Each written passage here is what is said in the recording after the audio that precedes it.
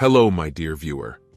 My subscribers and I conducted a survey and came to the conclusion, which is quite obvious to everyone, that if one of the spouses proposes an open relationship, then it can be considered that this marriage will soon be destroyed.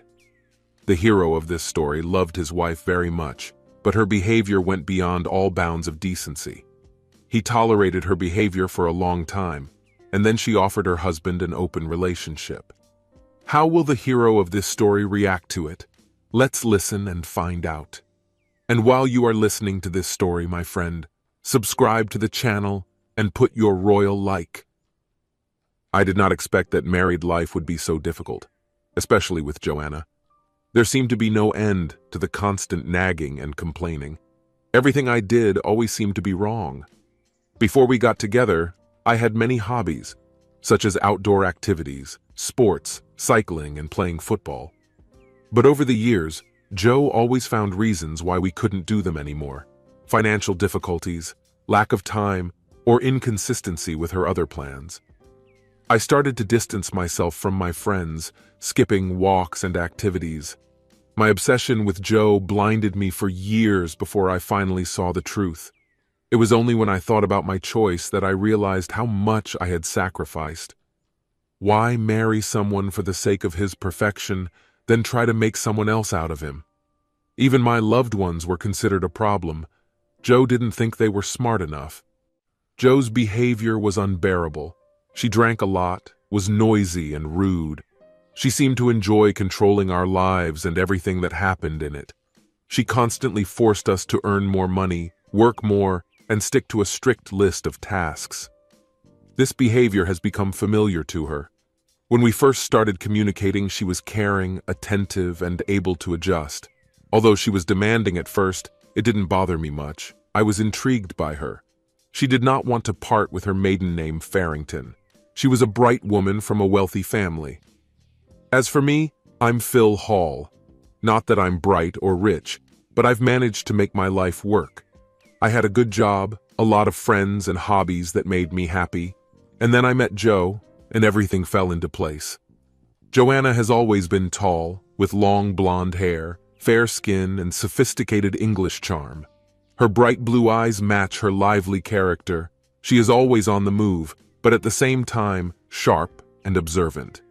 She exudes intelligence, determination, and a subtle understanding of her influence on men, skillfully reflecting unwanted courtship. To my surprise, she took the initiative and asked me out on a date, leaving me perplexed by her interest. I couldn't understand why someone like her would choose me. After all, I wasn't like the usual rich and smug suitors who surrounded her. Now I remember that day and our conversation. Then she said, "You are different to me, more sincere and kind-hearted. I noticed that you often smile and joke with your friends, and it really impresses me." And I warned her that calling me a nice guy was not enough reason for a romantic relationship. Ignoring my words, she laughed, looked into my eyes, and at that moment completely charmed me. Her irresistible smile took my breath away. I had to concentrate because my heart seemed about to burst out of my chest. Despite my initial skepticism in the early hour, I decided that everything could work out as well as possible. Joe was not only genuinely pleasant to talk to, but also stunningly attractive.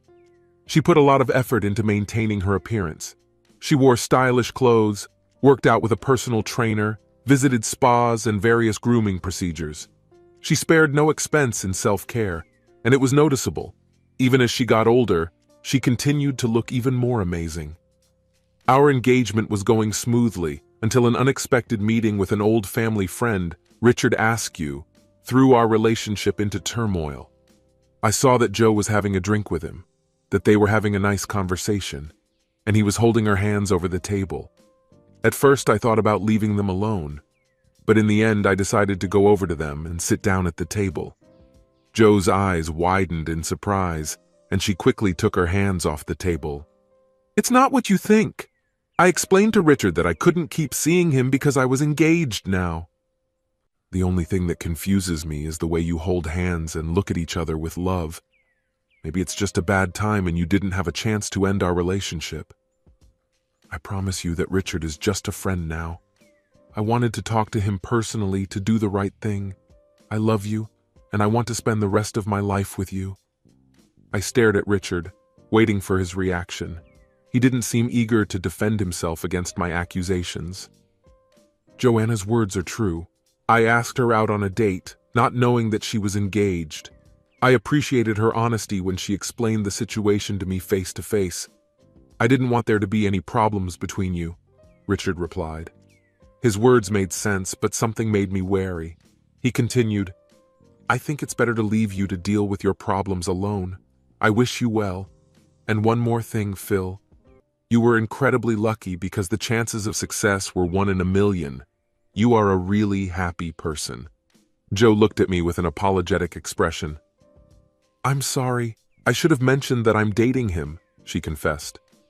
I asked, "Are you being honest with me, Joe? If you don't need me, we need to resolve this issue right now." Joe started begging, "You're everything to me. Please don't leave." I assured her that there was nothing to be afraid of, and that I belonged only to her. Her determination to fix everything in the bedroom was obvious, and I readily accepted it. I may have exaggerated my fears a little, but I liked the way she fixed the situation. It was only a week before the wedding, and I was already getting tired of the constant words about how lucky I was. And although Mom seemed to agree that Joe was lucky to have me, I wanted her to express her gratitude too. It wasn't the comments themselves that upset me, but the fact that Joe clearly liked them. I wanted her to calm me down or support me a little, but all our conversations seemed to revolve around her and her opinions. Because of this, I felt neglected and underestimated as the big day approached. At first, I attributed her stress to the upcoming wedding, but over time, I realized that most of the planning process was too much for me. My offer to arrange a small meeting with loved ones was quickly rejected. The wedding went beyond our initial ideas and financial constraints. We focused on finding the perfect dress, venue, cake, and ring. The guest list continued to grow, including distant relatives whom I had never seen, and the total number of guests reached almost 270 people. In this chaos, it seemed to me that I had been sidelined and forgotten. I often received the latest news about the wedding, but sometimes I was ignored altogether. I was wondering if anyone would notice that I missed the wedding, and I couldn't help but wonder why she decided to marry me. Despite my doubts, I still attended the wedding, and everything went smoothly, including the speeches. Her father's speech was more like a harsh lesson on how to properly care for her daughter, while her mother looked on approvingly at what was happening. It wasn't exactly the warm welcome I expected from my new family. Joe noticed the expression on my face and came over to stand next to me. "I raise a glass to the connection of our two families through the love that Phil and I share," she said, glaring at her father, and sat back down, clearly feeling his disapproval. The wedding went off without any problems. After the honeymoon, we started our life as a married couple. A year and a half later, Jade was born, our first and ultimately only daughter. In my eyes, she was a complete blessing. Joe struggled with postpartum depression and firmly decided that she would no longer experience the pain of childbirth. That's why she made the decision that Jade would be our one and only child. Although I really wanted to have more children, I refrained from discussing this issue with Joe, knowing that motherhood is difficult for her. I took on most of the child care responsibilities, doing my best to support Joe. When Jade turned 8, Joe expressed a desire to return to work. Thanks to her father's connections, she got a job at a charity fundraising organization, and I did not know that its executive director was Richard Askew. She had been working there for over a year when I was invited to a summer social event with other partners and families. The event had a medieval theme and included games and entertainment to raise money for the charity. Those present were dressed in elaborate masquerade costumes, among which the knights and ladies of the manor were the most popular. Joe had an outfit just right for the mistress of the manor: an embroidered tunic, a velvet headdress, a bowler hat, and a silk veil. The event was filled with various games, including simulated hand-to-hand combat using fake weapons and electronic measuring devices, knocking each other off logs into the water in archery competitions. Richard won the fencing tournament, and only 4 people turned out to be experienced enough to take part in the riding competition. The participants used foam spears, which turned out to be surprisingly heavy during the competition. With a few skillful blows, they successfully hit the sensors of the electronic shield. One man was even thrown off his horse, although it seemed that he was about to fall. It was all very exciting and enjoyable. Then, to the delight of the crowd, Richard approached Jo and asked for a souvenir. She took off her veil and attached it to his spear, eliciting applause. That's how the flirting started before my eyes. I felt bad that Jo was spending so much time with his boss, so I intervened. "What's going on here?" I asked, trying to hide my concern. Jo just giggled and replied, "I don't know, I liked a young knight." I wasn't in the mood for jokes. "Come on, Phil. Aren't you going to protect your damsel in distress? Will you save her from a young troublemaker with a dubious reputation?" Jo teased. I shook my head. "I don't need to do this, and you seem to be enjoying the situation." "We're married, and I thought we were devoted to each other." "Calm down, it's all a lot of fun," Jo replied, raising her eyebrows. "I can't calm down at the sight of you playfully chatting. I was wondering what other pranks you can start at work." With these words, I headed for the exit, hoping that she would join me, but I was left alone in the hallway. Feeling lost, I turned to a familiar solution: find a pub. The Farmer's Rest pub caught my attention, and I went inside, taking a seat at the bar. Sipping my first pint of beer, I still felt a little annoyed. Over time, I began to wonder if my initial reaction was too harsh. After all, it was Richard Askew who always stayed in the shadows.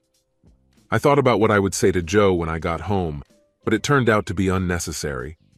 Jo was nowhere to be found, and I began to worry about her whereabouts as my text messages went unanswered. She eventually showed up after midnight, but remained silent. I made a conscious decision not to ask about her absence. The next day, we exchanged only brief greetings at lunch, talking in hushed tones. Later in the evening, Jo started talking about the need for a serious conversation, which made me laugh. "Why are you laughing?" he asked. "For no reason," I replied. "I've just heard those words in stories before." Ignoring my reply, Jo continued, firmly stating that no one, including me, has the right to control her. When she admitted that she had become close to Richard since they started working together, I was stunned. "Did you sleep with him?"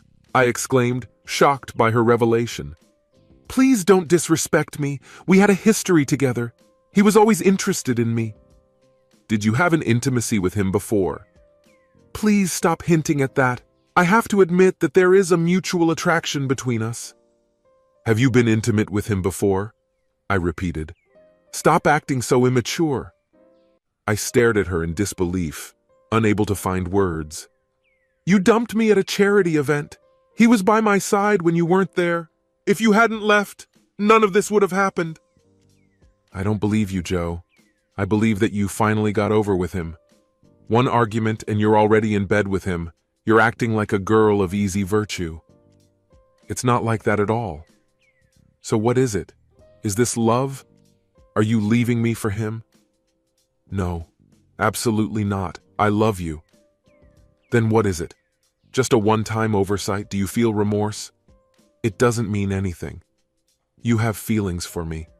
And the fact that you slept with him is a purely physical fact. What kind of ridiculous excuse are you trying to come up with?" "Please don't react like that. It was a mistake. We had a fight and I was upset. I'm sorry. Is it okay?" "No, it's not normal.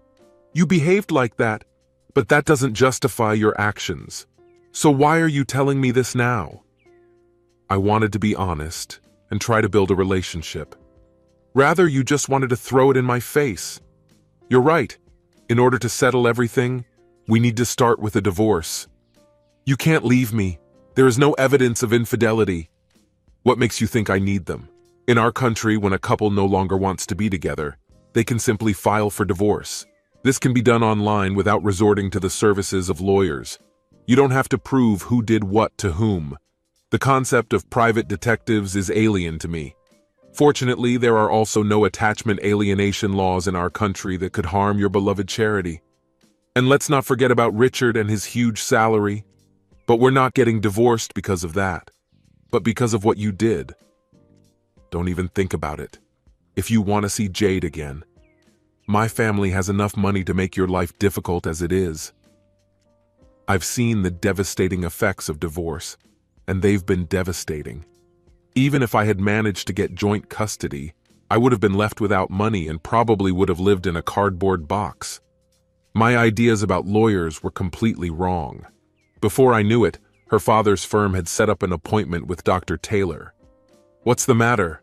It seems that these days people rely on consultants or lawyers to make decisions for them. It's like we can't think for ourselves anymore. And why am I being asked to leave when Joe was having an affair? It wasn't an affair. I need time to sort myself out and figure out what I really want. To understand who you really are, seriously, isn't the fact that you slept with Richard the most important thing? It doesn't change anything, Mr. Hall. Dr. Taylor's expression changed briefly. A hint of disapproval appeared on his usually calm face. Joe chimed in. It doesn't matter. I want to be with you, but I'm not sure you can handle it. I don't want to spend the next 4 decades apologizing. Have you ever apologized at all? I mean, I've heard the word sorry, but it never seemed sincere. Be an adult. I've already apologized. We need to move forward. I have seen no regret from you, no acceptance of the consequences. You seem to be thinking only of yourself.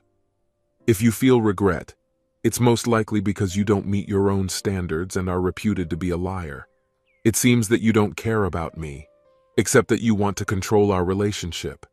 You're trying to play the victim because I hurt your pride, but the truth is that your cheating hurt me, including my pride. Besides, it's hard for me to understand that a woman who should put my well-being first practically doesn't care about me. Please, it was just for once, just an affair. I was mad at you.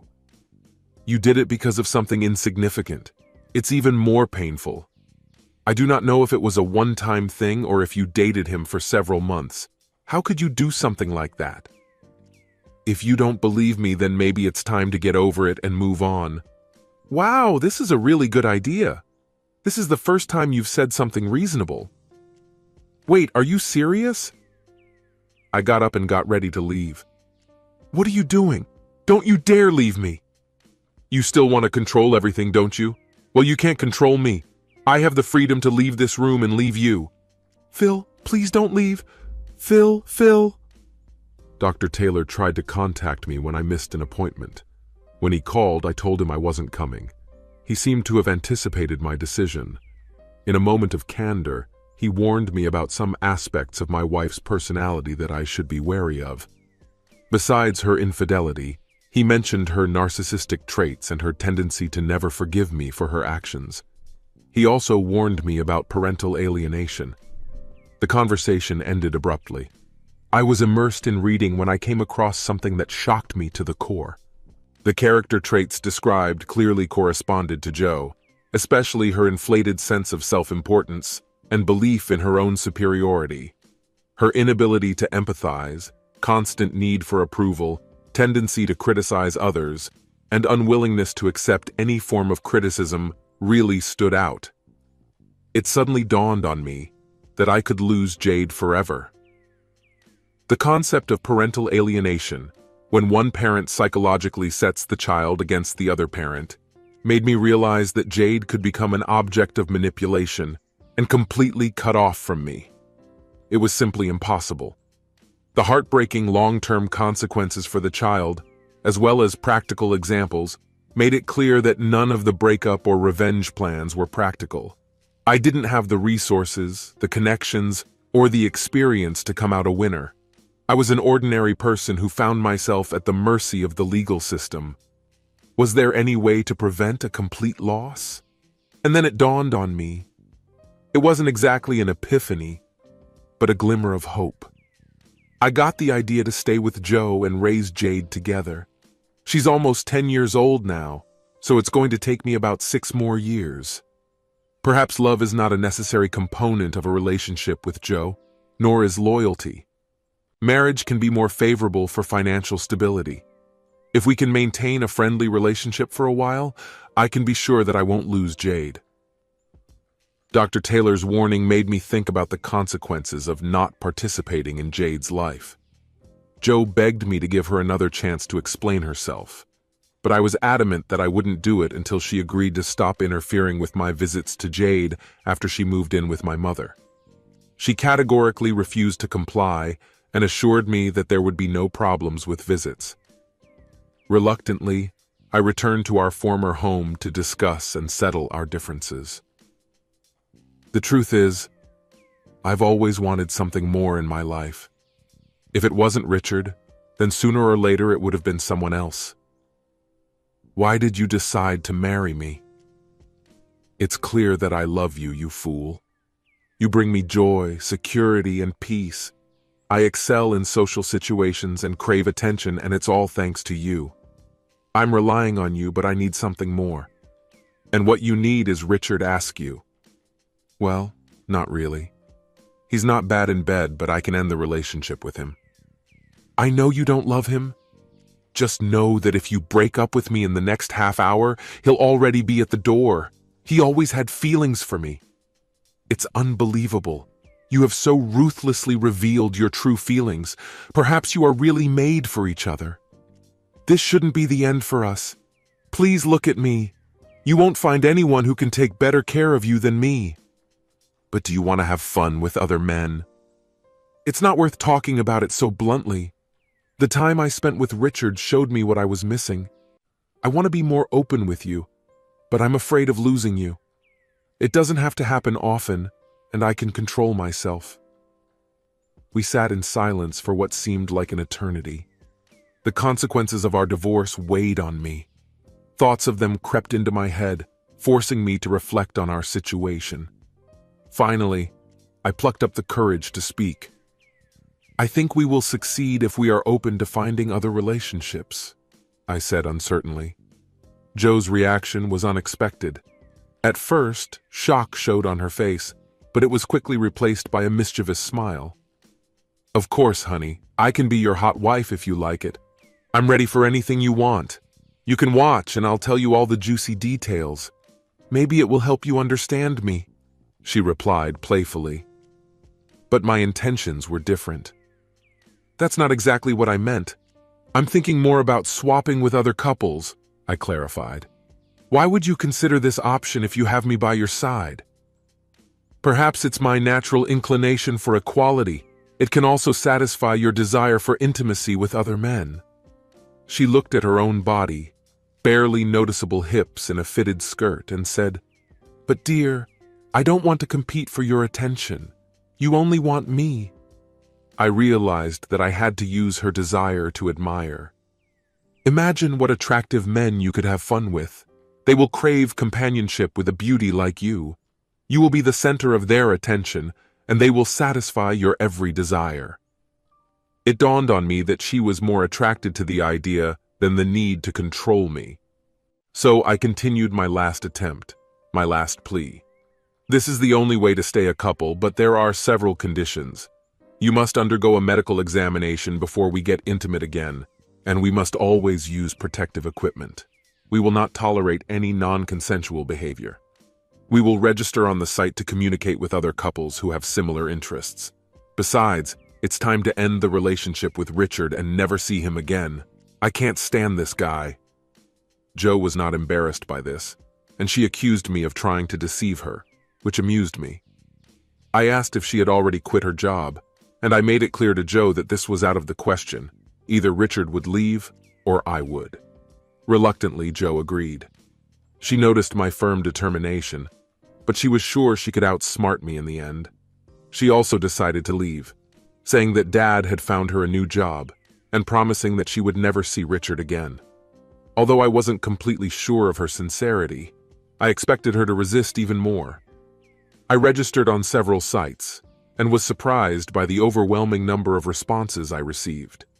The vivid image of Joe in a luxurious evening dress attracted people of all ages, more than the risque photos in other profiles. We started chatting with several couples online, and the first couple we met in person were Dave and Gail.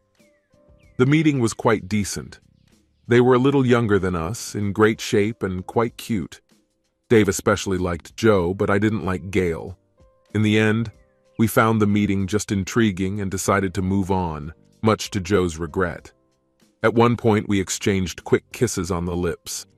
Joe looked embarrassed when I kissed Gail, although her kiss with David was more passionate and prolonged. After that, I divided the couples into pairs according to the image of my wife. I didn't really care who Joe ended up with. In truth, most couples were a good couple, although not always. Every month or so, we would arrange meetings with other couples, not always for intimate entertainment. As a rule, men were charming, and their spouses were very attractive. We enjoyed meeting a wide variety of people between the ages of 20 and 40, each of whom had a unique appearance and personality. Joe's loyalty no longer bothered me, and I was happy to welcome new acquaintances. These casual acquaintances continued for several years. In everyday life, Joe's behavior improved somewhat, and there were fewer and fewer problems. But we both knew that if she returned to her previous actions, I would leave without hesitation. So a fragile peace was established between us. Spending more and more time with Jade, a teenager who often quarreled with her mother, I quietly worked in the background to strengthen our relationship. I treasured our bond even more, realizing how fragile it was. It would be much more expensive to let her go. If we broke up, I wouldn't be able to afford my own apartment. Besides, I'd have to do the housework and pay Joe alimony for sleeping with Richard Askew.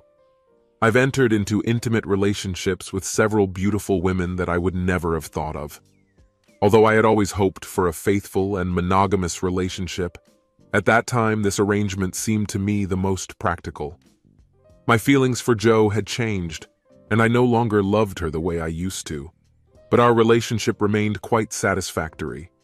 But I couldn't help but yearn for the deep connection I once had with Joe.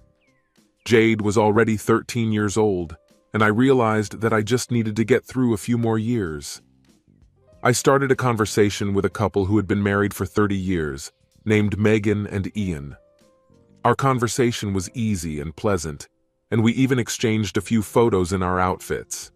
Megan was charming, with curly red hair, and Ian looked pretty athletic. Despite my initial assumptions, Ian was friendly and sociable, and Megan was a bit reserved and perhaps shy. They didn't fit the stereotypical image that I imagined. We decided to meet at the restaurant and see what would happen. Joe tried to impress by wearing a form-fitting black dress that accentuated her curves. I was taken aback by her bold choice of outfit, thinking that it might be too revealing. But she assured me that she wanted to look stylish, and she had to wear high-heeled shoes because Ian was quite tall.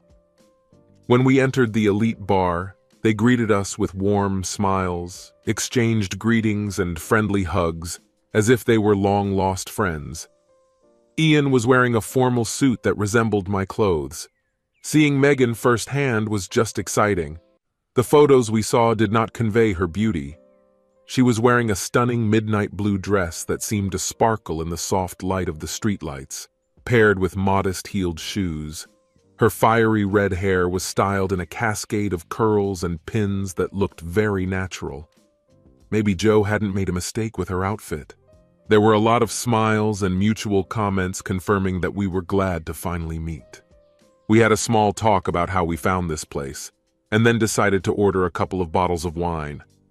Trying my best not to look at Megan, I couldn't help but notice Ian's open gaze in Joe's direction. The conversation continued, and we all admitted that we had been busy thinking about each other all week. It's amazing how smoothly everything works out for us. It's much simpler than I thought, as if we've been friends for a long time. We definitely don't need any extra tension, I said, and the rest of the group nodded in agreement with my statement. I noticed that Joe was watching Ian closely. Despite her dislike of the situation, she seemed to be charmed by him, quickly going into full flirtation mode. Megan was nervously biting her lip, drawing my gaze to her full lips. There was a dance floor between the bar and the restaurant where music was playing. I asked Megan to dance, and after getting Ian's consent, she smiled. He stood up too and held out his hand to Joe. She accepted the offer with a smile, not bothering to look me in the eye. I distinctly remembered the first time Megan took my hand and our eyes met. My heart started pounding. I gently put my arm around her waist. "Are you okay?" I asked. Megan just grinned and nodded, swaying with me to the beat of the music. Sensing her nervousness, I intervened in the conversation. "I have to say that your dress is amazing, very elegant. Thank you very much. I really thought a lot when choosing this outfit. I wanted to look attractive, but not too openly." "I'm glad you did it." Megan shared with me that they met for the first time. Their interest in something like this flared up after a night of chatting with college friends and heavy drinking, which almost led to an affair, but they decided not to continue. Ian couldn't wait to test himself, and he managed to persuade Megan to join him in this endeavor. I had a feeling that there was some deep meaning in all this, but I didn't want to push it too hard or too early. "Would you mind if I brought you closer to me, Megan?" I asked. "No, not at all. You can call me Meg like everyone else," she replied. "Okay, why don't you put your hands on my shoulders?" I suggested. When she agreed, I gently wrapped my arms around her slender waist. "What do you think?" I asked. "It's my pleasure, Phil. I like being around you," Meg replied. I bit my lip nervously, not knowing what to do next. "Let's just take a deep breath, Meg. I promise I won't do anything to make you feel uncomfortable. And if I do, just let me know and we'll figure it out together," I reassured her. Meg smiled gratefully. "Thanks, Phil. I really want to trust you, and I think this is a good start for something special."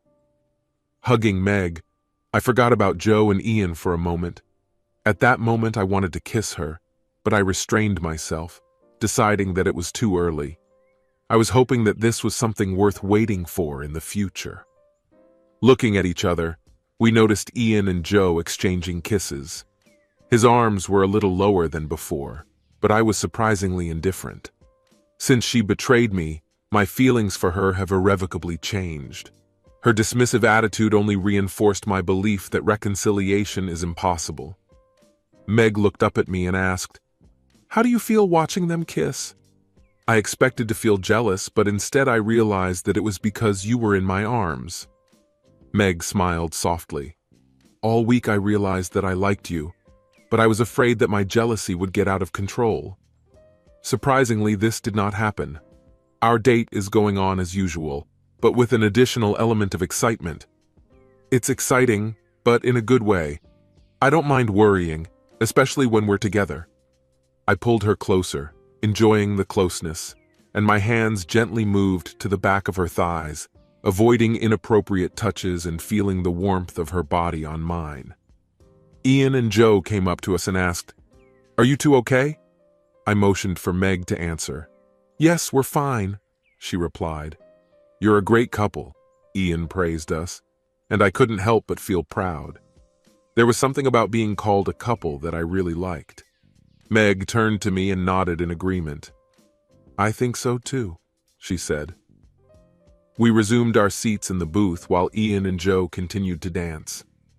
Leaning over to chat with Meg over the music, our faces suddenly became closer. She bent down and pressed her lips to mine in a gentle kiss. Her soft lips and intoxicating perfume caused a wave of electricity in me, reminding me of my first school kiss, exciting and nervous. Meg let out a soft moan as I tightened the kiss, completely lost in the moment. Her gentle responses ignited my passion, drawing her closer to me, and I became more and more immersed in the sensations. Unable to resist, I opened my mouth completely to taste her sweetness, feeling the heat between us increase. When we finally parted, I sighed softly, trying to catch my breath. Her breasts pressed against mine, and I felt tension all over my body. "Wow, this is really something special," I whispered gratefully. "Thank you." She smiled and reassured me. "There is no need to hurry. We can walk at a pace that is convenient for you. We don't have to follow anyone's instructions. Nodding in agreement, I replied, "No, let's just do it our way." We looked at each other and noticed that Joe was watching us, and Ian let out a quiet, "Wow." Meg blushed and buried her face in my chest, feeling a mixture of embarrassment and happiness. Ian and Joe sat down at the table, and we immersed ourselves in a conversation about friends, family, travel, and work. Time passed quickly, and it became clear that we had become very attached to each other, and we had a lot in common. Ian broke the silence by offering to spend the evening at their house, or postpone it if he seemed in a hurry. Joe's excitement became palpable when Ian suggested, "Why don't we switch partners for the duration of the trip so that no one gets lost?" Meg nodded in agreement, nervously biting her lip. "Why don't we go back and see how it goes? Without promises?" she suggested cautiously. "Yes, that's fair enough. Any of us can stop at any moment," I reassured her. Grinning, Joe added, "Sure sounds like a good plan." I offered Meg my arm. She took it, and I led her out of the bar, feeling a mixture of excitement and anxiety bubbling in my stomach. Joe and Ian walked behind us, their arms intertwined. The waitress was watching us, raising an eyebrow and smiling. Climbing into the car, I bent down to kiss her, not knowing whether to touch her cheek or her lips. To my delight, she turned around and kissed me gently on the lips. Starting the engine, we drove away, noticing that Ian was driving behind us. "Did you enjoy your evening, Meg?" I asked. "Yes, everything was great," she replied. "He was calmer than I expected, but that doesn't mean I'm still not horny." "I would advise you not to worry, but to tell the truth, I'm a little nervous myself. You are very charming, and I really enjoy spending time with you. Just don't forget to keep everything under control." She giggled and reached for my hand, giving it a reassuring squeeze. "I appreciate it, thank you," she said with a smile. "Everything seems so easy with you. At first I was doubtful. By the way, it seems to me that Ian and Joe get along well too." After a short car ride, we got to their house and gathered at the bar to drink some wine, and then settled down in a cozy living room. I was happy when Meg decided to sit next to me. We struck up a conversation, during which I couldn't help but admire Meg's amazing figure. Looking around the room, I noticed Ian's hand on Joe's hip, which led to their kiss. Inspired by their actions, I also bent down to kiss Meg. Soon after, Ian and Joe headed for the exit, leaving me with a sudden desire to spend more time with Meg. We decided to meet for breakfast at 9 the next morning. It would be not only intimacy, but also an overnight stay. The thought of spending the night with Meg filled me with excitement and anticipation. Meg nodded in agreement, and I continued to kiss her passionately. But as the tension mounted, she suddenly pulled away, expressing fears about what was about to happen. I assured her that her comfort and consent were my top priorities. At that moment, we heard the bed creak upstairs, signaling what was happening in the room.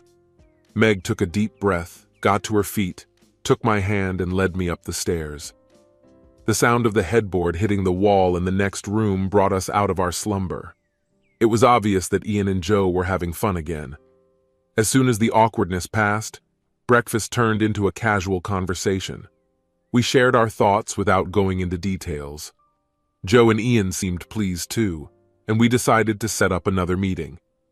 For the next 6 months, Ian and Meg were constantly present in our lives, and I treasured every moment I spent with them.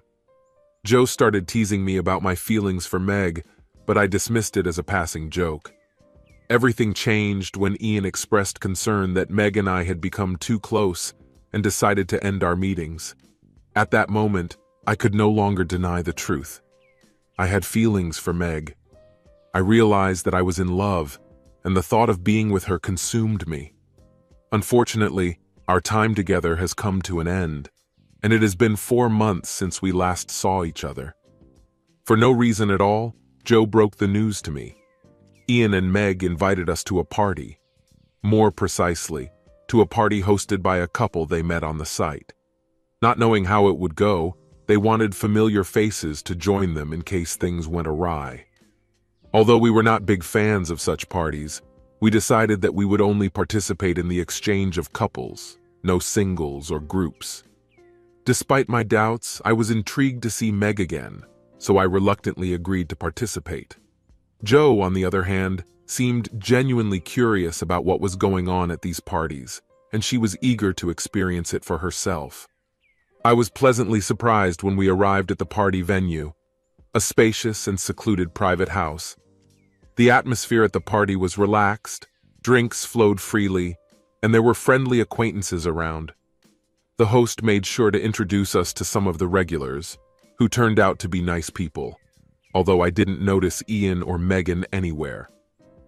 Joe struck up a conversation with a charming young man named Jeff, who was not only attractive, but also seemed to care about her. They approached the bar and I struck up a conversation with the hosts, who then introduced me to another couple. About half an hour later, Joe returned and said she was going upstairs to spend more time with Jeff. I quickly reminded her that we had agreed to communicate only with other couples, since Jeff is not married. Despite the fact that it was a specific party, I firmly stated that we would not retreat from our borders. I realized she was annoyed and wondered if she should just leave. But my thoughts were interrupted when I noticed how she barely noticeably shook her head in the direction of her possible lover on the other side of the room. When Ian and Meg finally appeared, she seemed to calm down a bit. It was hard not to notice Meg in a dress that was more revealing than her usual style, short, and with a revealing neckline. She looked amazing, but it was obvious that she was uncomfortable. Ian was active as usual, and Meg looked distant and restless, and I decided that this party would not be fun for any of us. It didn't take long for Ian to guide Joe back to the bar. We talked, but she seemed distracted. The atmosphere was tense, without the warmth that had been between us before. I offered to take a ride in the car to get some fresh air without pressure. A visible sense of relief appeared on her face, and then she began to cry. Trying to comfort her, I asked her what was bothering her. She confided to me that Ian wanted her to make love with several partners at once, and she was not satisfied with that. Ian insisted that we come to the party, but I was hesitant until he mentioned that you would be there. I knew you wouldn't want me to do something that I didn't like, Meg continued. It suddenly dawned on us that Ian might have something planned for Joe. They talked, made plans. We looked for them at the bar, but they were nowhere to be found. I looked at my watch and noticed that it had been over 45 minutes since they left together. I hurried up the stairs and was already heading for the hall when Joe rushed out of the bedroom, struggling into her dress and almost colliding with me. The door was ajar, and Ian and Jeff were inside. Despite her embarrassment, she at least had the decency to look ashamed. I stared at her, feeling a surge of anger. "This is my body, and I have the right to do whatever I want with it," Joe said firmly. "I'm leaving here without any questions," I said. My heels clicked behind me as I descended the stairs and crossed the tiled hallway. I thought it was Joe, and I was about to speak when I suddenly saw that it was Meg. "Can I come with you?" she asked, looking at me with her eyes wide with fear. As I reached the landing, I noticed a third man following the other two towards Joe's bedroom. I nodded to Meg and headed for the exit. The trip went off without incident. We chatted about our plans and agreed that Ian and Joe were narcissistic upstarts. I thought Joe was always striving to win and would not compromise in our relationship, while Meg's opinion of Ian was more straightforward. He was just an asshole. I laughed at her assessment, believing that this was an accurate analysis of their characters, which I could easily relate to what I had managed to overcome without the help of a psychologist. "Do you mind if I give you a ride home? I'm not in the mood for company right now." "If you can give me a ride to my mom, I will be grateful to you. I wouldn't want to see Ian anytime soon." I said goodbye to her and headed back home, feeling the weight of silence and darkness. The next day, Joe returned home. I didn't know what she was going to tell me, so I interrupted her before she could say anything. "Don't worry, Joe. It's over between us. Why make a big deal out of a molehill? We have already been with many people. What's wrong with adding a few more to this list?" 3 guys in one night is already enough for me. But it seems to me that you always strive for more. And let's be honest, you're a godsend. A lot of guys would jump at the chance to be with you. You did it. Congratulations." She couldn't help but grin. "So have you ever been left unprotected? Just answer honestly." "This is the first time for me. I apologize for being upset when you interrupted my time with Jeff." "That's not true. You and Ian planned everything. Used Megan to distract me while you both got your way. Everything repeats with you. You always want more, like a spoiled child. Maybe you should go to the clinic for a checkup. I can't continue this relationship." After that, Jo didn't take my departure very well. She started stalking me and wouldn't let me see Jade. She even tried to force her way into my parents' house, accusing me of mistreating her. I asked her to leave without using physical force. Fortunately, Mom couldn't help herself. She slapped her and physically dragged her away, saying, "Jo, you need help. I'm not sure if you're okay." This remark provoked another round of verbal abuse from Jo. I gave Jo money for Jade, but she redirected me to an alimony agency. I couldn't help but laugh when I was informed that I actually had to pay her less. Her anger escalated to such an extent that she began to threaten the administrator, and she was warned by the police. I drove up to Jade's house, but Jo informed me that she was at a friend's house. To my surprise, Richard Askew came out of the living room at that moment, seemingly unabashed. I couldn't believe it.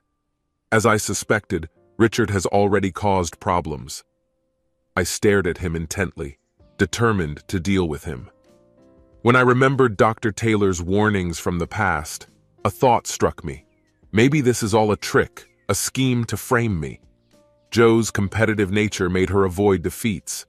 I realized that I could be accused of assault. If that had happened, Jo would have seized control of Jade and everything else. Jo kept saying that Richard would be a great father to Jade and would love to adopt her. And then I noticed her phone, discreetly placed on a shelf, which was probably recording our conversation. I burst out laughing, almost hysterically. "Oh, Jo, nice try, but I won't lay a finger on your lover. You have a very peculiar character, and you really should be together. By the way, does Richard know about your antics with multiple partners and without protection?" Richard was shocked. As I was leaving, I casually mentioned that it would be nice to visit the clinic and check my health. For a long time, I received a barrage of abusive messages and videos from her. It was strange to me that she was wasting her time on me when she was supposedly fine. I didn't care about her actions anymore, as long as Jade was safe. One day during a phone conversation, I suggested that she give Jade to me. Then she would have more freedom to pursue other interests. I also mentioned that I had heard about Richard's move, so she would have more space now. After my words, she abruptly ended the conversation, probably shocked that 2 men had already refused her. The divorce was an inexorable horror. It seemed like it would last forever. She refused to give up, making false accusations that I was cheating and abusing alcohol. She had no evidence, and some of it was so outrageous that even the family court, social workers, and lawyers began to see through her lies. Anyone who dared to question her words received a barrage of insults. It became clear to me that the woman I thought I knew as Joanna was just a puppet for her manipulations. Even Joanna's own parents began to worry about their daughter's erratic behavior. I also take responsibility for this situation because I was the one who abandoned her in the first moment. Jade found herself in a difficult situation at the age of 14, but the family court took into account her wishes, and she expressed a desire to stay with me. I took on most of the parenting responsibilities, not missing a single event, class, or parent-teacher meeting, and even became her personal chauffeur. Jo took this decision as a betrayal, wondering how anyone could not choose her in such a situation. During the custody hearing, she was furious when my lawyer demanded a psychological evaluation of Jo to protect Jade's well-being. I was scared of Jo's reaction. She started swearing in court, losing control of her composure. She thought I was a villain, just like my lawyer. Although she may have been right, my lawyer ended up on my side. Her behavior led to another charge of contempt of court when she deprived me of the opportunity to communicate with Jade. I diligently documented and saved all the messages she sent me to use as evidence in court. The judge strictly warned her that in case of further violations, she would be taken into custody. During the last hearing, she lost her temper again when the judge allowed joint custody, insulting him as an ignorant old man. She was subsequently charged and fined for her prank. Over time, I began to spend more and more time with my daughter, as Joe seemed to lose interest in both raising her daughter and solving problems related to Jade's inappropriate behavior. All I had to do was pay off the mortgage, after which we could sell the house, or Joe would have to buy my part. Besides, I had been saving small amounts for a long time, and it was good. The day after the divorce was finalized, there was a knock on my door. When I opened it, I saw an amazing red-haired girl. "Hi, I suppose you want to pair up with someone who is recently divorced, turned upside down and thinks only of one thing, to find a devoted and faithful partner with whom you can build a life? I think you've found a candidate who fits that description, if that's what you're interested in." I really kept in touch with Meg, and we leaned on each other during our divorces. Ian seems to have followed in Joe's footsteps, apologizing occasionally and then going back to his old ways. After that, I rarely saw Joe, only once on Jade's 16th birthday. "I was hoping for a polite conversation with you after our long separation, Phil. I could even come back to you if you begged me to. Deep down, you know that I was the best thing that ever happened in your life. Don't try to deny that you miss me." Turning to leave, I answered her, "You're absolutely right. It's pointless to argue with you." After a while, I met her at the train station when I was sending Jade to university. Meg was next to me, and we watched the train leave. In a moment of impudence, Joe whispered to her, "I could easily take him away from you if I wanted to, but I have feelings for other men that I like too much, and his ego has a hard time putting up with it." Meg's sweet smile did not leave her face as she said softly, "My dear, it looks like you've become completely embittered and detached from reality." Taking my hand, she carefully guided the stroller to the exit. Jade always came back to us on holidays, in love with her stepbrother, and we found our happiness together. And Joe continued to have fun with different men, and eventually her parents realized that she had mental problems and sent her to a psychiatric center for treatment after she began treatment for syphilis. When I entered the bathroom, the light was flickering faintly on the carpet. It was a reflection of the early morning sunlight coming through the blinds. Although it did not blind me, it aroused my curiosity. Cautiously, I lowered my eyes to find out the reason for this flicker. Being barefoot, I didn't want to accidentally step on glass or sharp objects. Caroline didn't say she dropped something in the bathroom, but I couldn't be sure. At first, the object merged with the carpet because of the similar color, but after looking closely, I was able to determine its location. It turned out that my attention was attracted by a small piece of foil that fell to the floor, reflecting the light into my eyes. I bent down to pick it up and realized that it was the backing of a pill strip. Usually, these circles of foil remain attached to the strip, but sometimes they come off, as in this case. I examined it carefully and noticed that one side was empty, and there were traces on the other. Since today was Wednesday, I decided that it meant Tuesday, that is, yesterday's pills. This meant that the pills had to be taken daily. I knew I wasn't taking any medication. I was 35 years old and healthy, as was my wife, Caroline. We both recently underwent an annual medical checkup and were found to be completely healthy. So why was there a box of pills in my bathroom? I knew there were several pills that I needed to take daily, but only one of them came to my mind. They were contraceptives. Caroline had never taken contraceptives, at least that's what I thought, because 2 years before, after the birth of our second and last child, I had a vasectomy. She never experienced cramps or pain during critical days, and she was lucky that the critical days passed smoothly and without problems. So why did she suddenly start taking pills?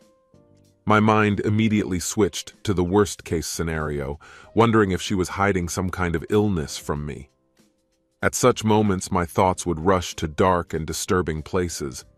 I remembered the medical checkup and how we exchanged reports. We both passed it with flying colors. If a small circle of foil appeared on the floor, it means that the pills were most likely nearby.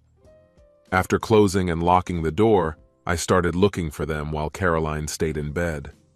It took a while, but eventually, I found them at the bottom of a box of tampons that was enclosed in a box of painkillers. When I pulled out the pill strip, my heartbeat froze in shock. I immediately determined that these were the pills she had taken before my operation, and even earlier, in the period between our children, when we did not make active attempts. It dawned on me why she resumed taking the pills. The only explanation I could come up with was that she had intimate contact with someone who could impregnate her. She cheated on me. Caroline and I have been in a relationship for 9 years. I recently graduated from university and had a career as an engineer, and she worked as an assistant. We met for the first time in a bar, and although there was no instant spark between us, the intrigue was enough for her to agree to join me for dinner. Caroline was tall, only a few inches shorter than me, 5 feet 10 inches. A former athlete, she retained a slim, athletic build with small breasts. But most of all, I was captivated by her incredible buttocks. After a year of courtship, we tied the knot when I was 26 years old.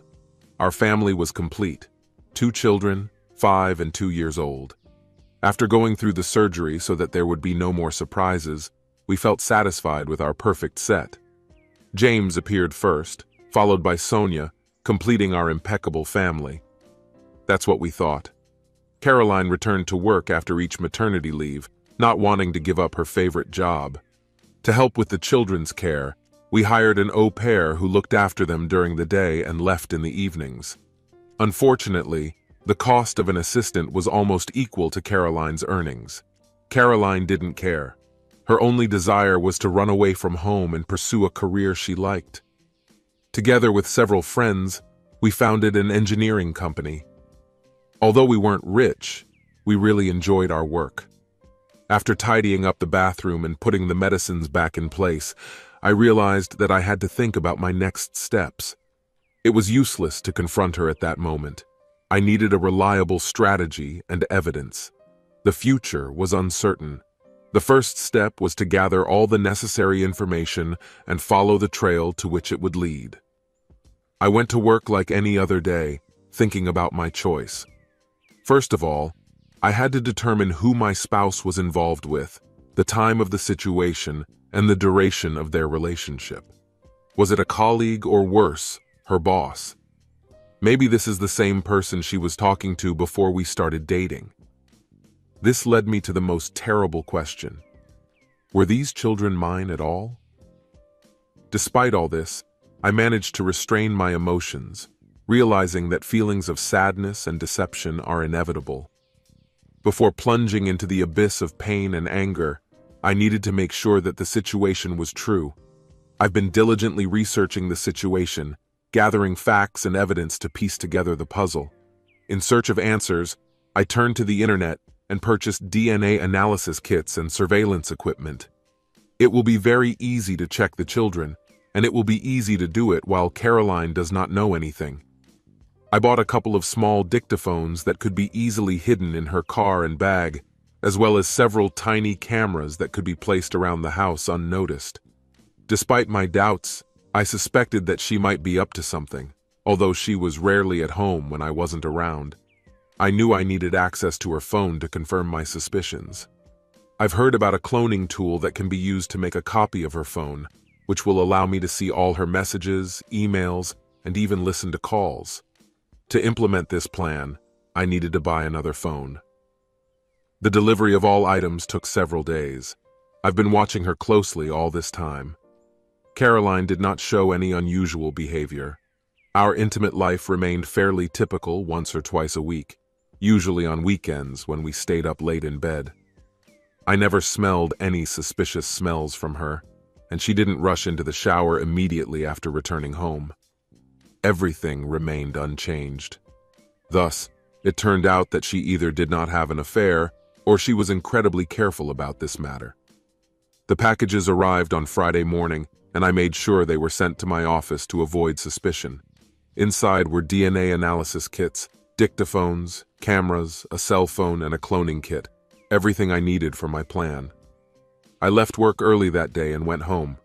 When I entered the house, I saw that the au pair was feeding the children dinner before going to bed. I decided to leave her to look after the children, and I set about fulfilling my secret mission. After hiding the cameras in the bathroom, living room, and bedroom with a good view of the bed, I heard the children playing in the bathroom. I went to help them get ready for bed, leaving the housekeeper with James. I discreetly took a swab from Sonia's cheek and put it in my pocket. After reading to Sonia before she fell asleep, I discovered that James was still awake when I checked on him. While the housekeeper continued to read to him, I kindly offered to replace her and send her home, to which she gladly agreed. It didn't take me long to take a swab, and 20 minutes later he was fast asleep too. I carefully packed the swabs, including the cheek one, and put them in the mailbox. The postman will pick them up in the morning. The testing service assured us that the results will be available online within 48 business hours, which means we should receive them by Wednesday. Caroline quickly returned home, and we plunged into our usual routine. We exchanged news about our days without paying much attention to each other. After dinner, Caroline went to take a shower. Taking advantage of the moment, I discreetly installed voice recorders in her car and bag, and also cloned her phone. I checked the clone for suspicious messages or emails, but found nothing. I wasn't sure if she was just covering her tracks carefully or if she really wasn't cheating. I still haven't decided. The weekend passed as usual. We made love in the morning until the children woke up, and this ritual became almost a routine. During the weekend, we were not interrupted by calls and messages, and we could fully devote time to ourselves. I couldn't tell if she was taking pills, but I noticed that the days on the strip were disappearing. Since we were alone at home at the weekend and I didn't take any pills myself, I decided that she was really taking them. On Monday, I informed her that I would be working remotely from home. She went to the office, giving me the opportunity to remove the flash drives from the cameras and view the recordings. The camera in the bathroom showed that she took the pills according to the instructions, but it was the camera in the bedroom that caused the shocking discovery. While I was cooking dinner on Saturday night, she was in the bedroom taking a shower. To my surprise, she used the second phone to send a message to someone. There was no trace of these messages on the phone I cloned, which indicated that she had a secret second phone. It definitely wasn't in her bag. So where was he? I watched her actions carefully after she finished writing the message. She went to the ventilation duct, opened the latch, and discreetly hid the phone inside. I hurriedly checked the ventilation duct, but found that the phone was not there. It seems that she hides it there only when she is at home, and when she leaves, she takes it with her. I was determined to get access to this phone. This was the first convincing proof that she was hiding something, although the exact nature of her actions remained a mystery to me. Although there were hints of infidelity, nothing could be said for sure. I watched the video of her getting ready that morning and saw her discreetly take her phone out of the vent and put it in her bag before leaving for work. This phone was very important to me. Later that evening, when she returned home, I watched her closely. She calmly dropped her bag in the hallway and continued her usual evening chores. After dinner, she took a shower and I decided to explore her bag. To my disappointment, there was no phone in it. He must have been with her, hidden in the ventilation unit upstairs. Not knowing or caring that Sonia's room was on the other side of the ventilation, she put it there. I crept noiselessly into my daughter's bedroom and opened the window on her side. And here you are, the phone is in place. I quickly grabbed it, brought it to my office, and successfully cloned it to my new phone in a matter of minutes. When I was about to close the window, I heard my wife coming out of the shower. I sat down by Sonia's bed and stroked her hair until my wife came in. "Is everything okay?" she asked softly. I shook my head. "I just like spending time with them and reminding myself how lucky I am to have such wonderful children," I whispered. She smiled. "You are a sentimental old man," she said softly. It wasn't until the next day that I had the opportunity to study the phone clone, and then my whole world collapsed. Sitting in my office chair with tears in my eyes, I did not pay attention to the sound of my secretary's intercom. After several attempts to get my attention, she finally gave up and quietly entered my office. Looking inside, she saw the devastation written on my face.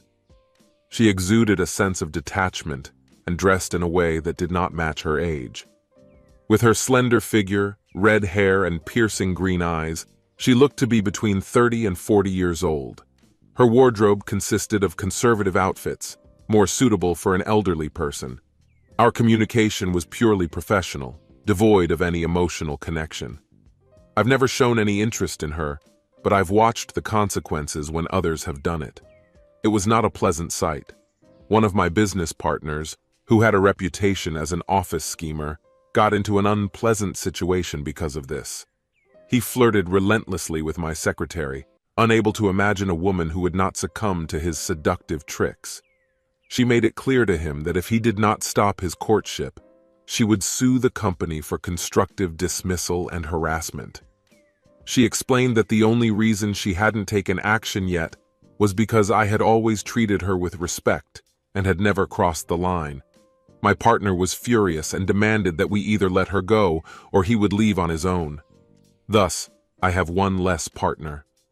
Michelle, my secretary, saw me and immediately left, apparently to sort out what she was trying to tell me. I heard voices in my outer office, and then everything went quiet. Michelle returned to my office, closed and locked the door. Then she came over and pulled out a chair on the other side of my desk, sat down a meter away from me and facing me. Michelle took out her seemingly endless supply of napkins and handed them to me. I blindly accepted them and started wiping away my tears. "Tell me," she said softly.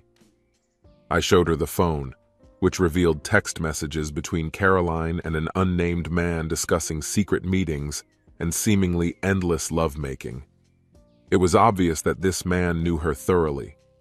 The details she shared in the text were intimate, personal, and known only to a longtime lover.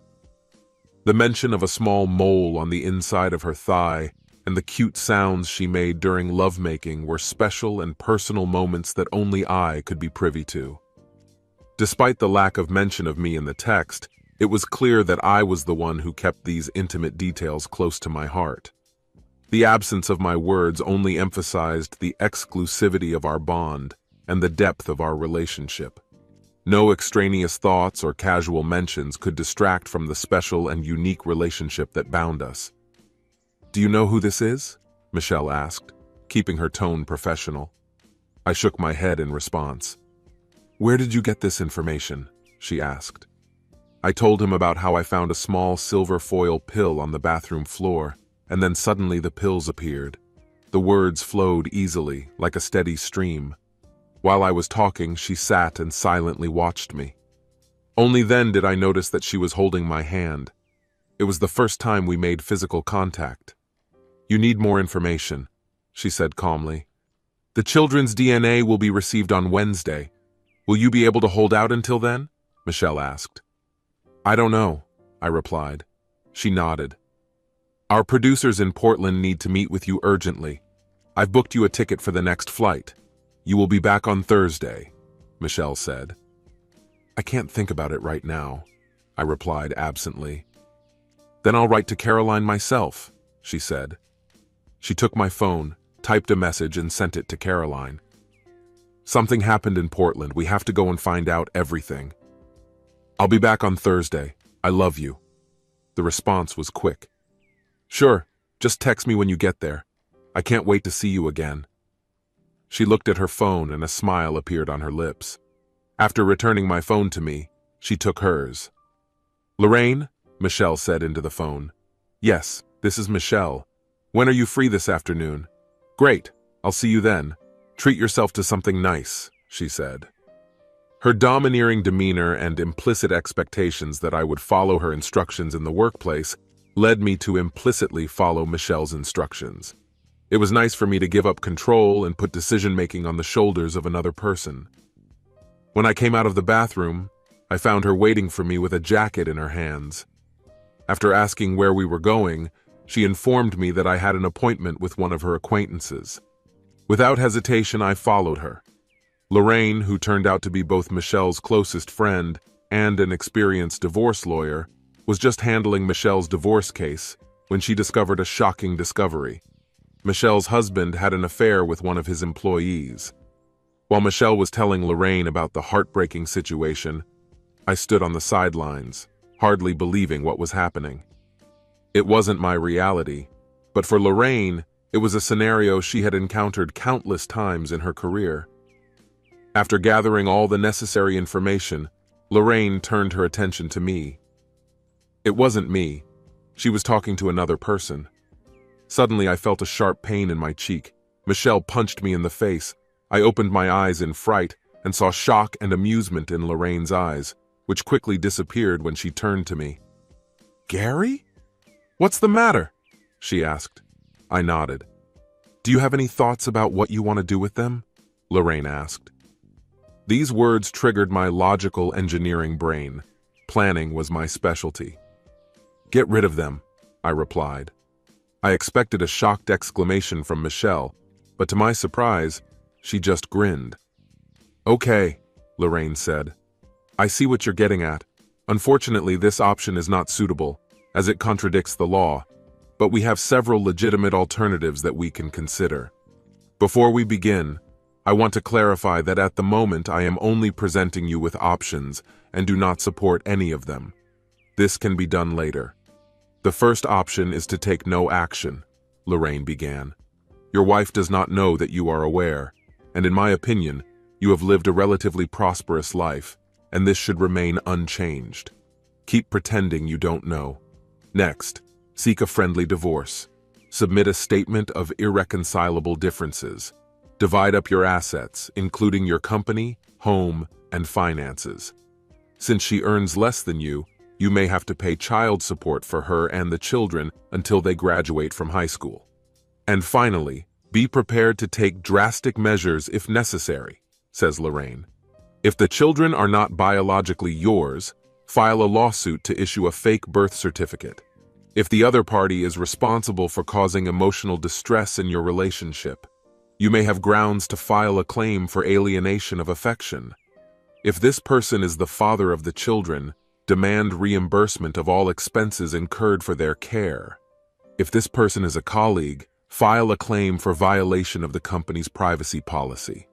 Many companies have strict rules regarding love relationships. Also, if the other party is married, consider telling your spouse about the betrayal. Depending on how aware they are of the situation, this may have legal consequences for them as well." Lorraine listed the options. "Make your divorce public.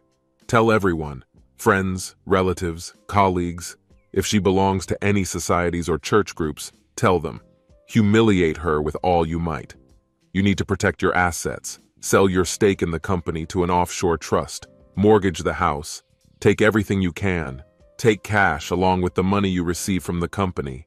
Cash out your contribution," Lorraine said without hesitation. Thoughts raced through my head like a whirlwind. Instantly, I caught the meaning of her words. The first option was out of the question. I refused to be a willing cuckold.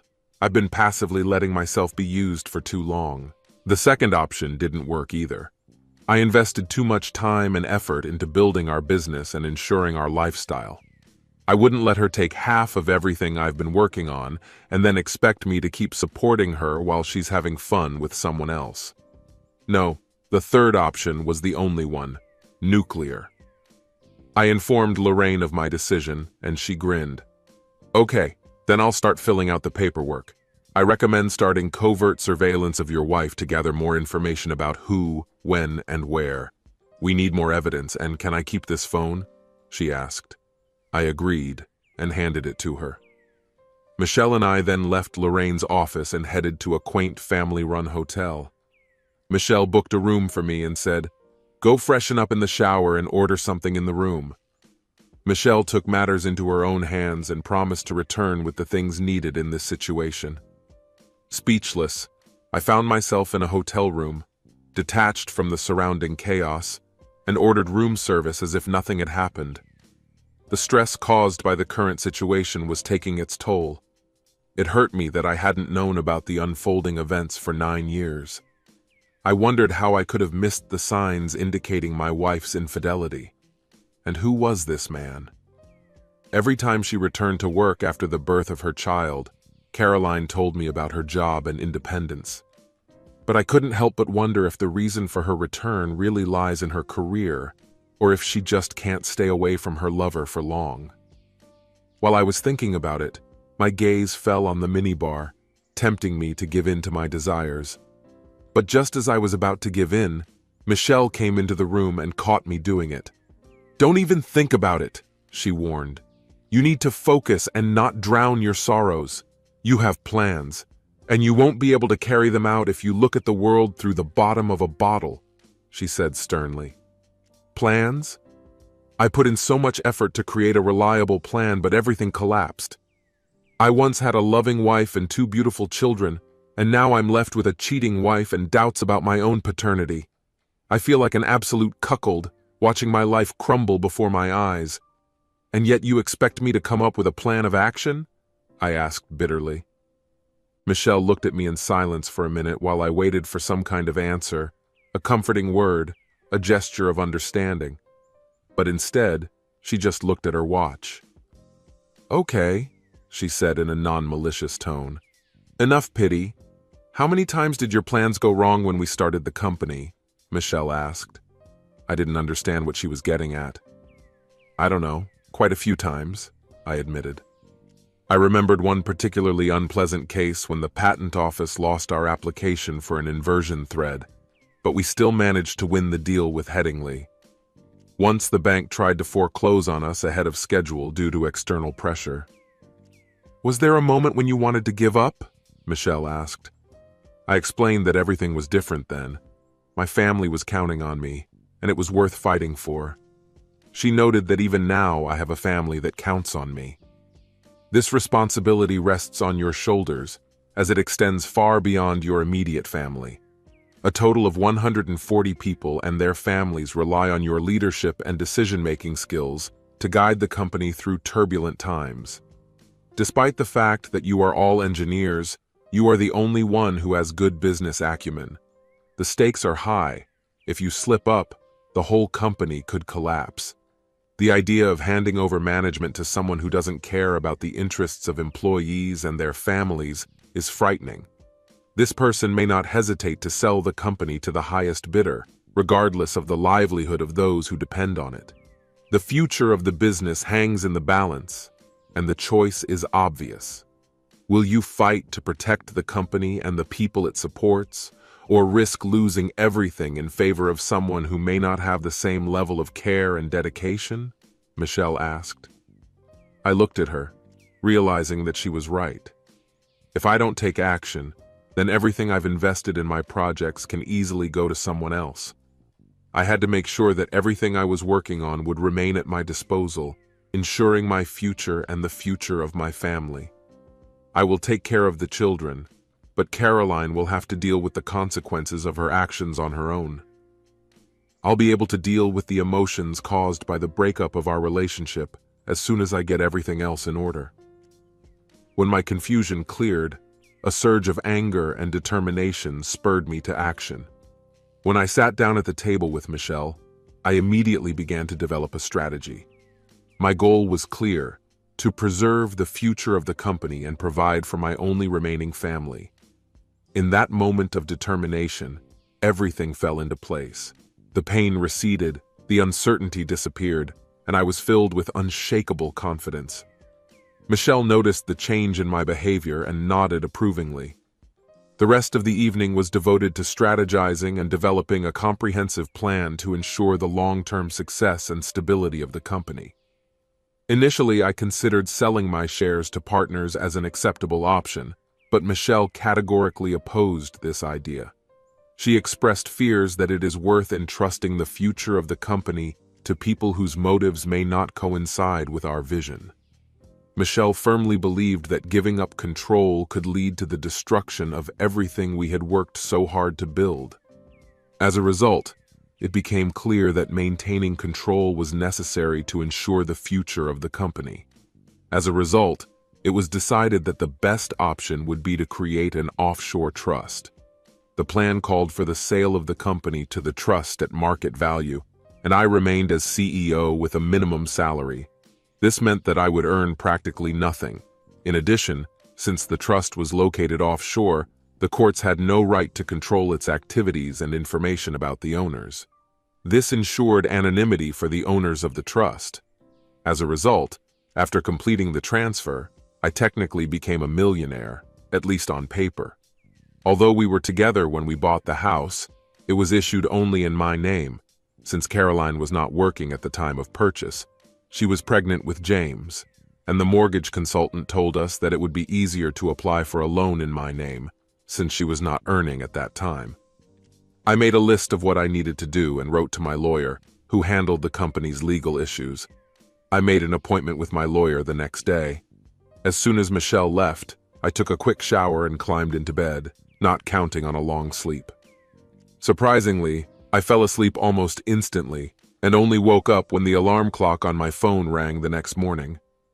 I noticed a message on my phone from Caroline expressing concern about my sudden departure. I quickly replied, apologized for not warning her earlier, and assured her that everything was fine. I informed her that I would be back on Thursday. "Okay, see you. I love you," she wrote in the message. I decided not to reply to the message, unable to bring myself to type a reply. Shortly after 8, Michelle knocked on my door. I just took a shower and was thinking about going to breakfast. "Breakfast," she said, inviting me to join her. We went to a nearby diner and settled into a booth, enjoying bacon and pancakes drizzled with maple syrup. There was a part of me that doubted my behavior, not understanding why I was acting so detached. I felt that eventually everything would catch up with me, but right now, I needed to focus on work. Michelle informed me that my lawyer, Brian Spencer, has an appointment at 10 in the morning. She suggested going to the bank first to withdraw money from my deposit. "Before we get started, make sure you've cleared your house of capital," Michelle said. "I know that combining our finances is beneficial, but I still have my assets. Can't the court just oblige me to share them with her?" I asked. Michelle chuckled. "Only if you still have them. That's where a trip to Las Vegas can play a role. After receiving the money, go to Las Vegas to pamper yourself before the divorce process begins. Thus, when the court evaluates your financial situation, you will look like a beggar," says Michelle, laughing. "If you don't sort out your debts, the bank may seize your house, and your income may not be enough to cover expenses. This is especially alarming if the children are not biologically yours. In this case, you may have to direct all your contributions to their future education. Caroline, who probably earns more than you, can potentially afford a house on her own and will even be required to pay you alimony. The time when you will receive the DNA results is unknown," Michelle said. "The company announced that the results will be available online later today," I said. Curious, I picked up my phone and opened an email from the company, where I found a link to the results. When I clicked on it and the page started loading, I hesitated and put down the phone, not sure if I was ready to see the result. "Can you check this for me, Michelle?" I asked, handing her the phone. She took it, looked at the screen, and scrolled through the contents several times.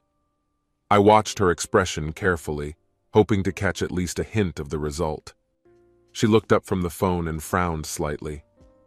"The results are not ready yet," she said, "but according to the tracking data, they should be here within the next 12 hours. I breathed a sigh of relief, feeling a tension I hadn't even suspected. "Let's go," she said, getting up. "The bank should be open by now." I was surprised at how quickly we were able to free up capital in the house and cash out my deposit. Closing all our savings accounts turned out to be easier than I expected. I transferred money from our children's college funds to an account opened in my name, leaving only the joint account that we used daily untouched, since it had less than $10,000 in it. My lawyer made adjustments to our plans, but in the end it did him good. "You're missing something," Brian remarked when we presented our scheme to him. "I was not aware of this requirement. It was written into the partnership agreement when you first joined the company," he said. "Each partner had to sign a prenuptial agreement to secure the company in case of separation. This agreement applies only to the company and does not give the right to dispose of personal assets. In the event of a divorce, the company can only claim your salary and contributions, since you are considered its employee. And nothing more," says the lawyer. He suggested a different approach, which does not involve criticizing my divorce lawyer's strategy.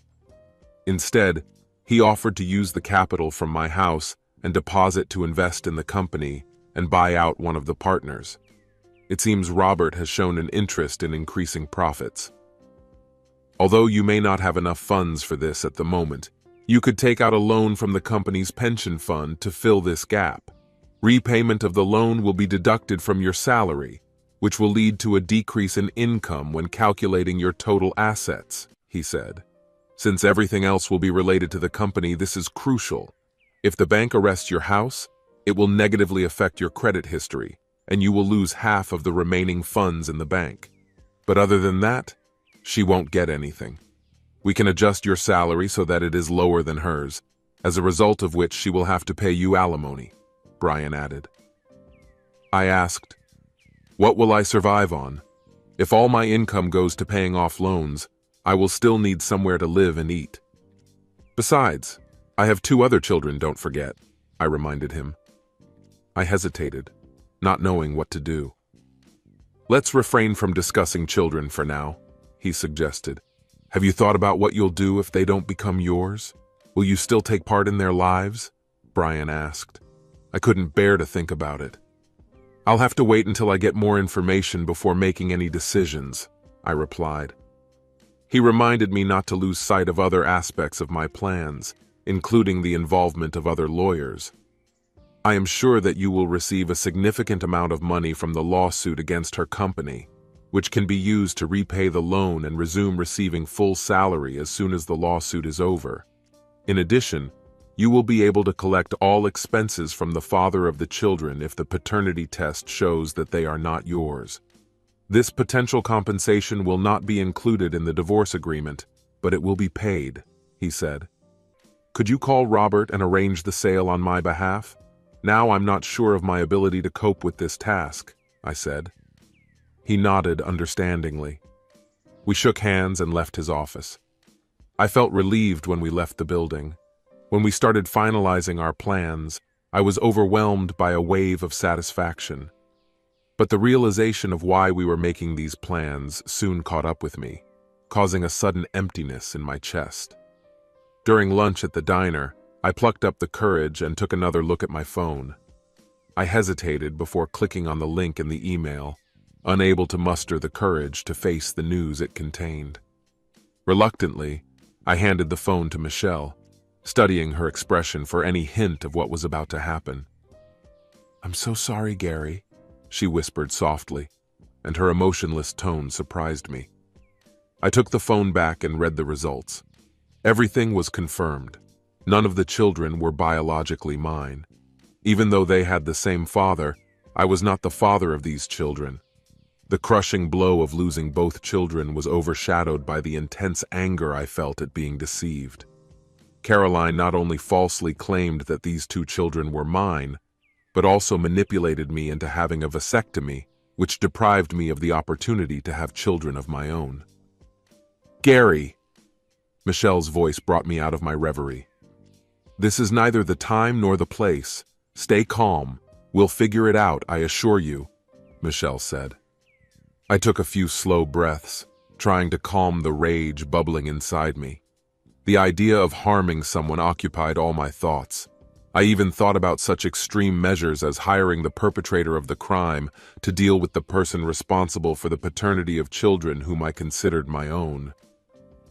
Michelle, seeing my disappointment, took my hand and led me out of the diner.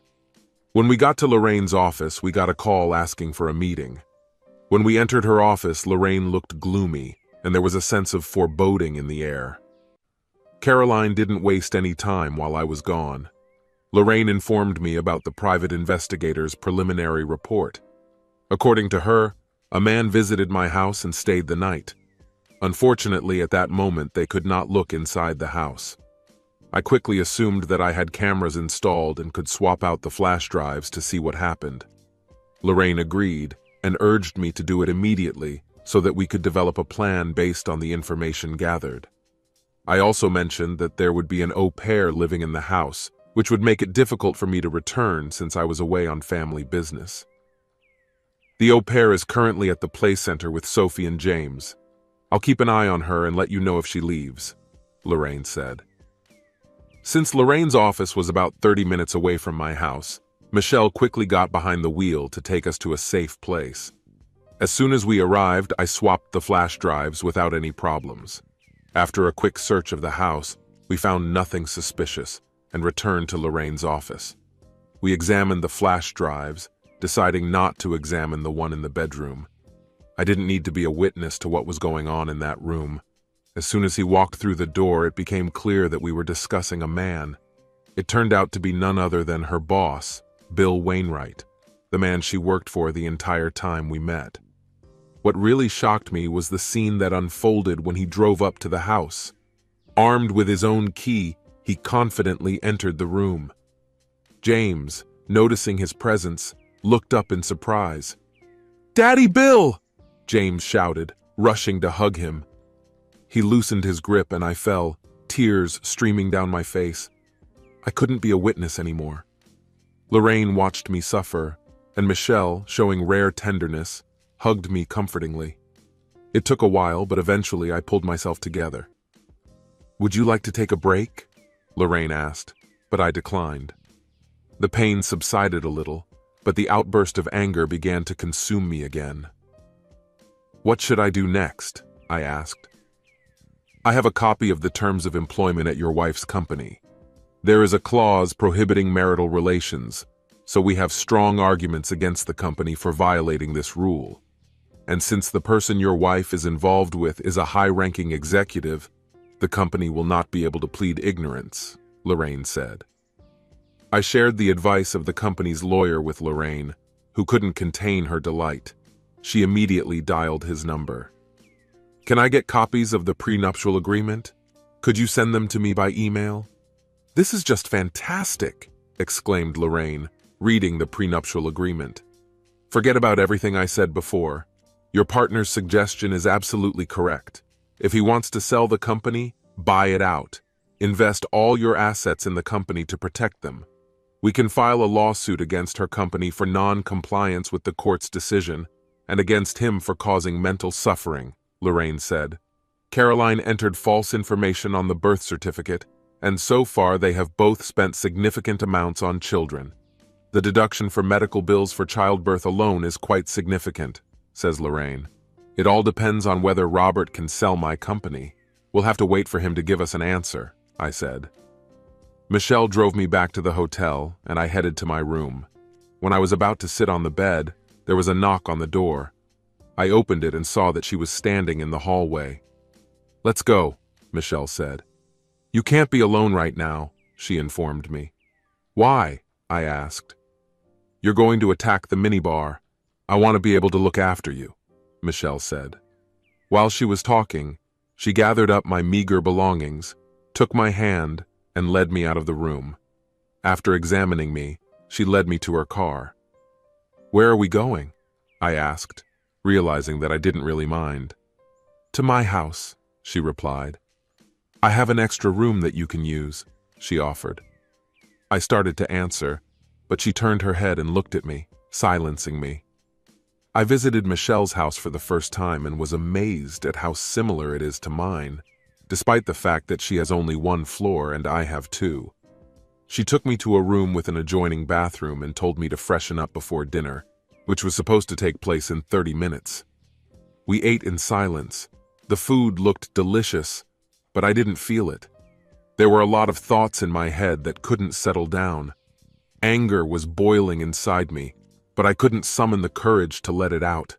The devastation threatened to engulf me, but I couldn't find the strength to worry.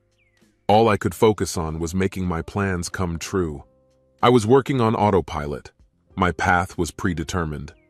When I was thinking about my next steps after eating, the phone suddenly rang, startling me. I hoped it wasn't Caroline on the other end.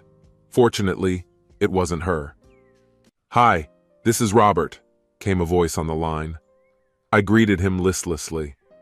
Robert and I have been friends since university. We studied together, and it was the project we worked on together that gave us the foundation to create a business. At first, I got most of the company because I had more capital to invest than he did. "Caroline is cheating on me," I said in a wooden voice. "All this time?"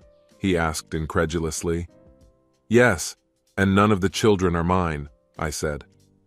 The phone line went silent while the interlocutor processed the information received. "So, are you suggesting linking all your assets to the company and relying on a prenuptial agreement?" asked Robert. It was obvious that either Brian Spencer, our lawyer, had explained the situation thoroughly, or he understood the partnership agreement better than I did.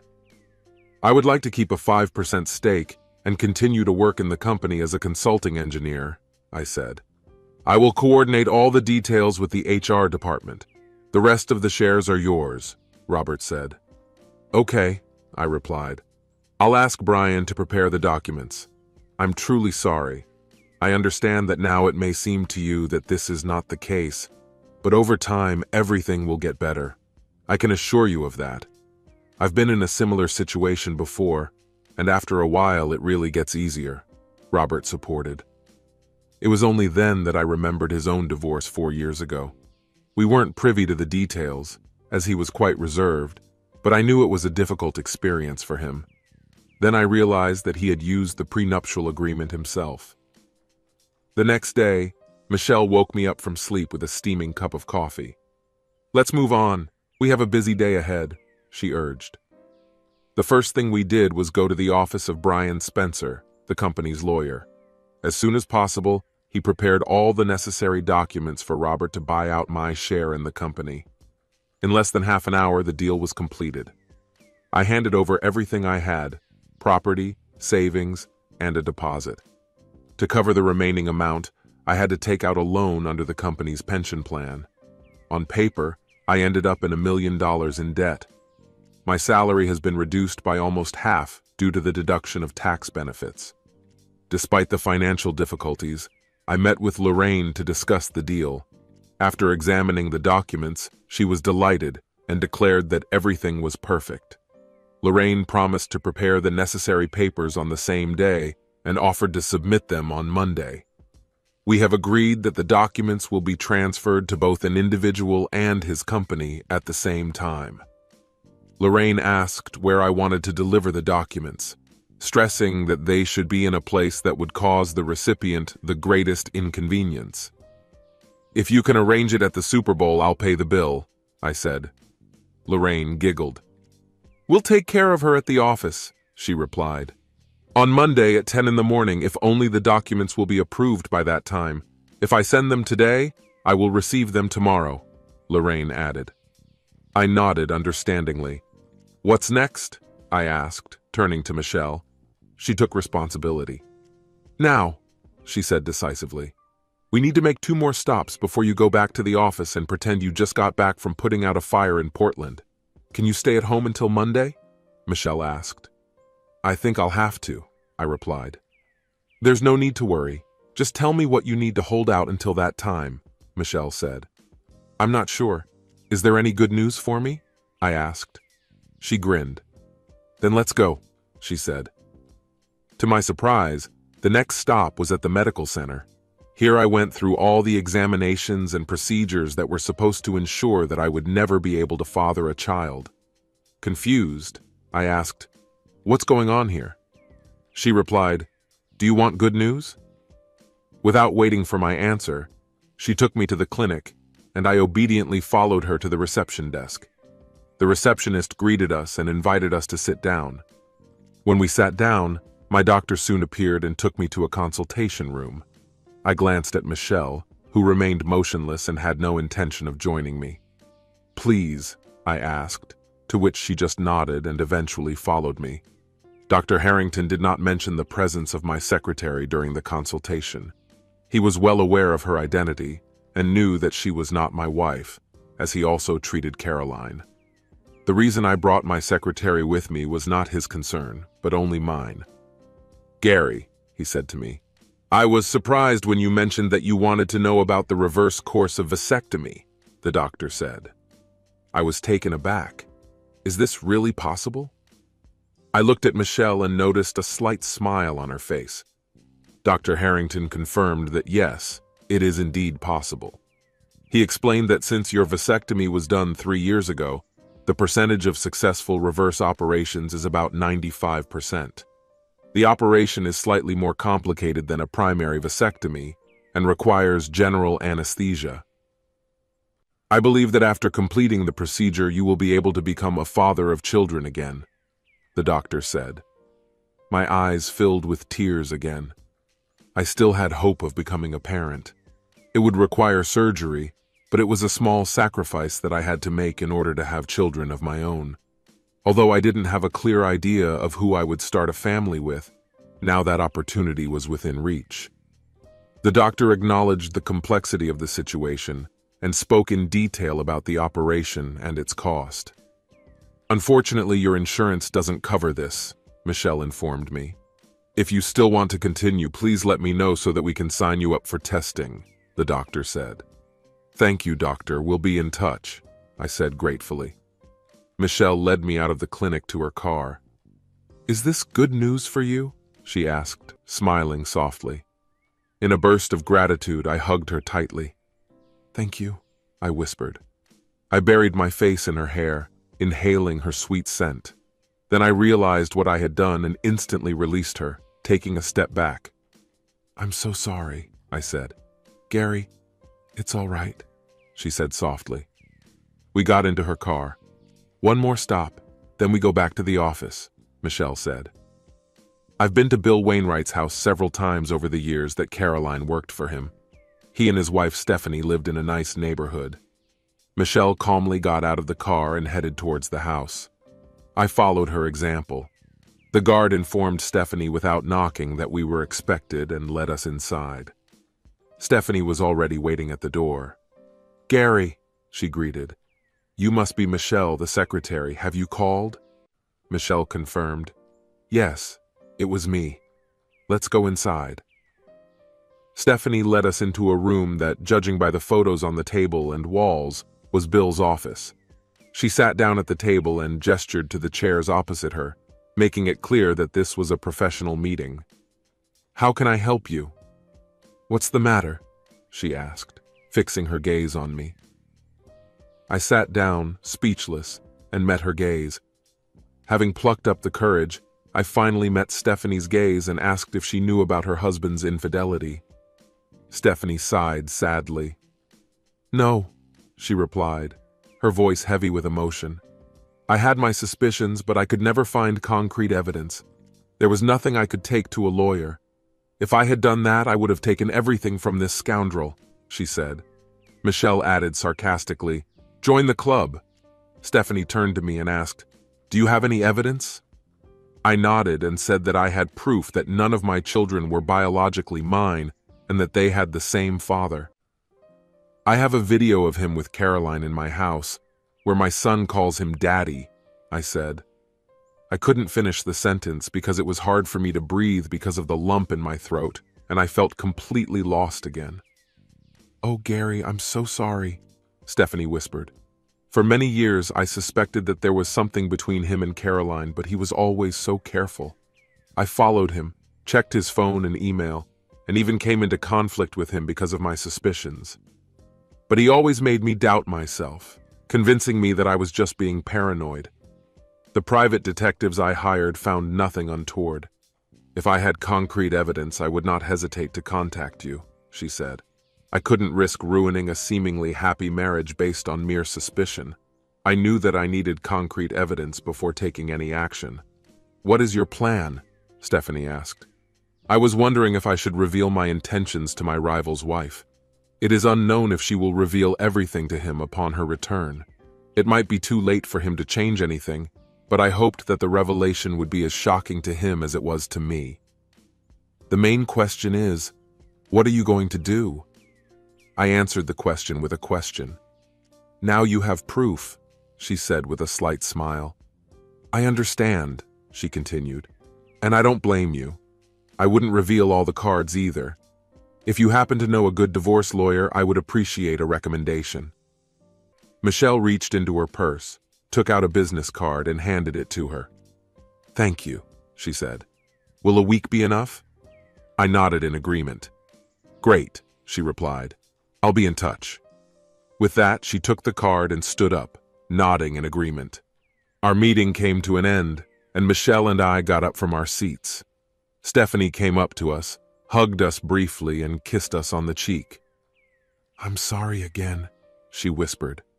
Look after him, she added, turning to Michelle, who visibly flinched as she hugged me. He deserves better than what this woman did to him. Back at the office, I focused on completing the tasks I had set for myself during my stay in Portland. When the day came to an end, I went home. At the usual time, Michelle knocked on my door and informed me that she was heading home. She exuded her usual professionalism, and I felt a little lost. It seemed to me that we started communicating, but maybe it was all just in my head. I wished her a good night and thanked her for her help. With a mountain of work, I stayed in the office late. Around 8 o'clock in the evening, I received a text from Caroline asking when I would be home. I have an hour or two more work to do after the trip, I replied. By the time you're done, I'll probably be asleep because I'll have to get up early in the morning. I love you, my wife wrote. I couldn't bring myself to reply to this message and continued to work until almost 11 at night. I hoped she would be asleep by the time I got home. The less I talk to her, the better I feel. When I got home, the house was dark and everything looked normal. I went over to Sonia and James and found that they were both sleeping peacefully and looking charming as always. A wave of emotion overwhelmed me, making me sob, and I quickly retreated to the bathroom to hide my tears. I couldn't bear to think of Caroline watching me cry over other people's children. I was trying to decide what to do with the kids, knowing that they probably wouldn't remember me if I just disappeared. Although I had no obligation to take care of them, I couldn't deny the love I felt for them. These children were my own, the object of my pride and happiness. But now they have become a painful reminder of my wife's betrayal. I decided to wait and watch, not knowing what the future holds for me. When I tried to fall asleep, disturbing thoughts were swarming in my head. When I woke up the next morning, I found that Caroline had left, leaving the housekeeper to look after our children. I couldn't help but look at her, having mixed feelings and wondering what this day would bring. The housekeeper should have known. It is impossible to imagine that she would not pay attention to this. Was she looking at me and laughing at a fool who couldn't please his wife? Did she know that the children weren't even mine? Did she bring the kids to say goodnight to Daddy Bill, as she often did for me? Everything started spinning in my head, and I imagined him and Caroline having a scandalous affair with Bill Wainwright, while the children were crying in the next room. Disappointed, I shook my head. On Monday, I will be happy to express my concern about her behavior. I will take the necessary steps to prevent this person from working as an au pair in the future. But on reflection, I realized that directing my anger at a woman who may not have many options is unfair. It's a difficult situation. If she had told me she would lose her job, she could have left. But it seems she also cares about our children. With the birth of Sonia, the housekeeper took care of the children. I felt anger rising in me, although I couldn't identify the reason for my disappointment. Despite my emotions, I went to work. When I arrived, Michelle was already in the office, and it seemed that the events of the last few days had been erased from my memory. She was all business, telling me that she had cleared my schedule for a marketing project. I took a seat in my office, and as she has done for the past 9 years, Michelle brought me my morning coffee. When Michelle sat down at the table across from me, I finally realized that she had brought a cup of coffee for herself. This was the first time because she had never done this before. "Marketing?" I asked, puzzled by her sudden interest. She grinned mischievously, which, oddly enough, calmed me down. "We need to come up with a plan," she explained, referring to the last part of Lorraine's strategy. Confused, I stared at her, not understanding what she meant. "I need you to spread the word. We wanted everyone around Caroline, friends, family, church groups, volunteer organizations, to know about her personality and achievements," Michelle recalled. "But I'm afraid of the consequences. I will be ridiculed and considered a loser for not being able to please my wife and raising other people's children," I replied. Michelle encouraged me to share my truth, regardless of the possible backlash. "If you don't take any action, Caroline will do it, and believe me, it will put you in a much more negative light than simple ignorance. Think about the consequences of being labeled an abusive spouse or parent. This false opinion will spread, and when she takes revenge, it will be a fierce battle. It is best to speak first and respond to any accusations, because some may believe them despite the truth," Michelle said. Michelle has prepared a package of materials containing concrete evidence of Caroline's infidelity. The package included a private investigator's report, a DNA test proving that I was not the father of my children, and videos taken at my house, including a disturbing video of James greeting Caroline's lover. Besides, there were videos from the bedroom that I hadn't watched and didn't want to watch. Shortly after reviewing the package, I received an email from Lorraine. Stephanie provided Bill's DNA sample, which she compared with the DNA test results I received. This confirmed that he is indeed the father of both children. Digesting this revelation, I felt how my attitude towards children had changed. They weren't just mine anymore. We put this important information in a package and prepared it to be sent to Caroline's parents, my own parents, and Caroline's siblings, with whom I had a close relationship. I sent electronic copies of the documents to all her friends on Facebook and LinkedIn, as well as to everyone else I could remember. I also arranged with the courier company to deliver physical copies to our next of kin at 10 o'clock on Monday morning, which will coincide with the scheduled delivery of Caroline's documents. It remains only to survive the weekend up to this point. I had a plan, and as an engineer, it didn't take me long to design and assemble a small device. By equipping it with a motor, timer, and battery, I was able to set it up so that after a certain period of time, it would turn on the motor and create vibration. On Friday evening, after the housekeeper left, I discreetly put the device under Sonia's pillow. It was set to activate at 6 in the morning the next day, around the time when we usually wake up to wake Sonia from sleep. Our weekend morning routine was interrupted when Sonia joined us in bed, which eliminated the possibility of intimacy. Despite this, I found satisfaction in completing all the tasks that Caroline had asked me to do for several months. When she finally acknowledged my efforts, I jokingly remarked that after her constant reminders, it was high time for me to do them. On Saturday evening, Caroline tried to have an intimate relationship with me, but I chose to pretend to be asleep when she came out of the bathroom. The next morning, Sonia woke us up again with her presence. We decided to spend Sunday at the zoo, taking a leisurely stroll with the children. Watching Caroline, the woman I once adored, and the children I cared so much about, I couldn't help but wonder why she would do this to me. I was close to breaking down, and I bit the inside of my cheek until it bled, trying to contain my emotions. Despite the struggle, I managed to get through the weekend. When Monday came, I was overcome with excitement. I informed Caroline that I would be working from home that day, and I was looking forward to talking to the au pair. Caroline left for work at her usual time, briefly stopping by my office to say goodbye to me. I pretended to be interested in email, only grunted in response. The sound of a car pulling away and a door closing echoed through the house. Glancing at my watch, I saw that it was already 8:15 in the morning. The au pair knocked on my office door, demanding to take the children to the play center, but I refused, insisting that they stay at home. This decision seemed to take her by surprise because I had never refused her before. She just nodded and left to take care of the children. From the other room, I could hear James expressing his disappointment that he would not be able to go, as he was looking forward to this event. Shortly after 9, Michelle appeared in the house, surprising me, but I gladly accepted her. I made coffee for her for the first time in my life.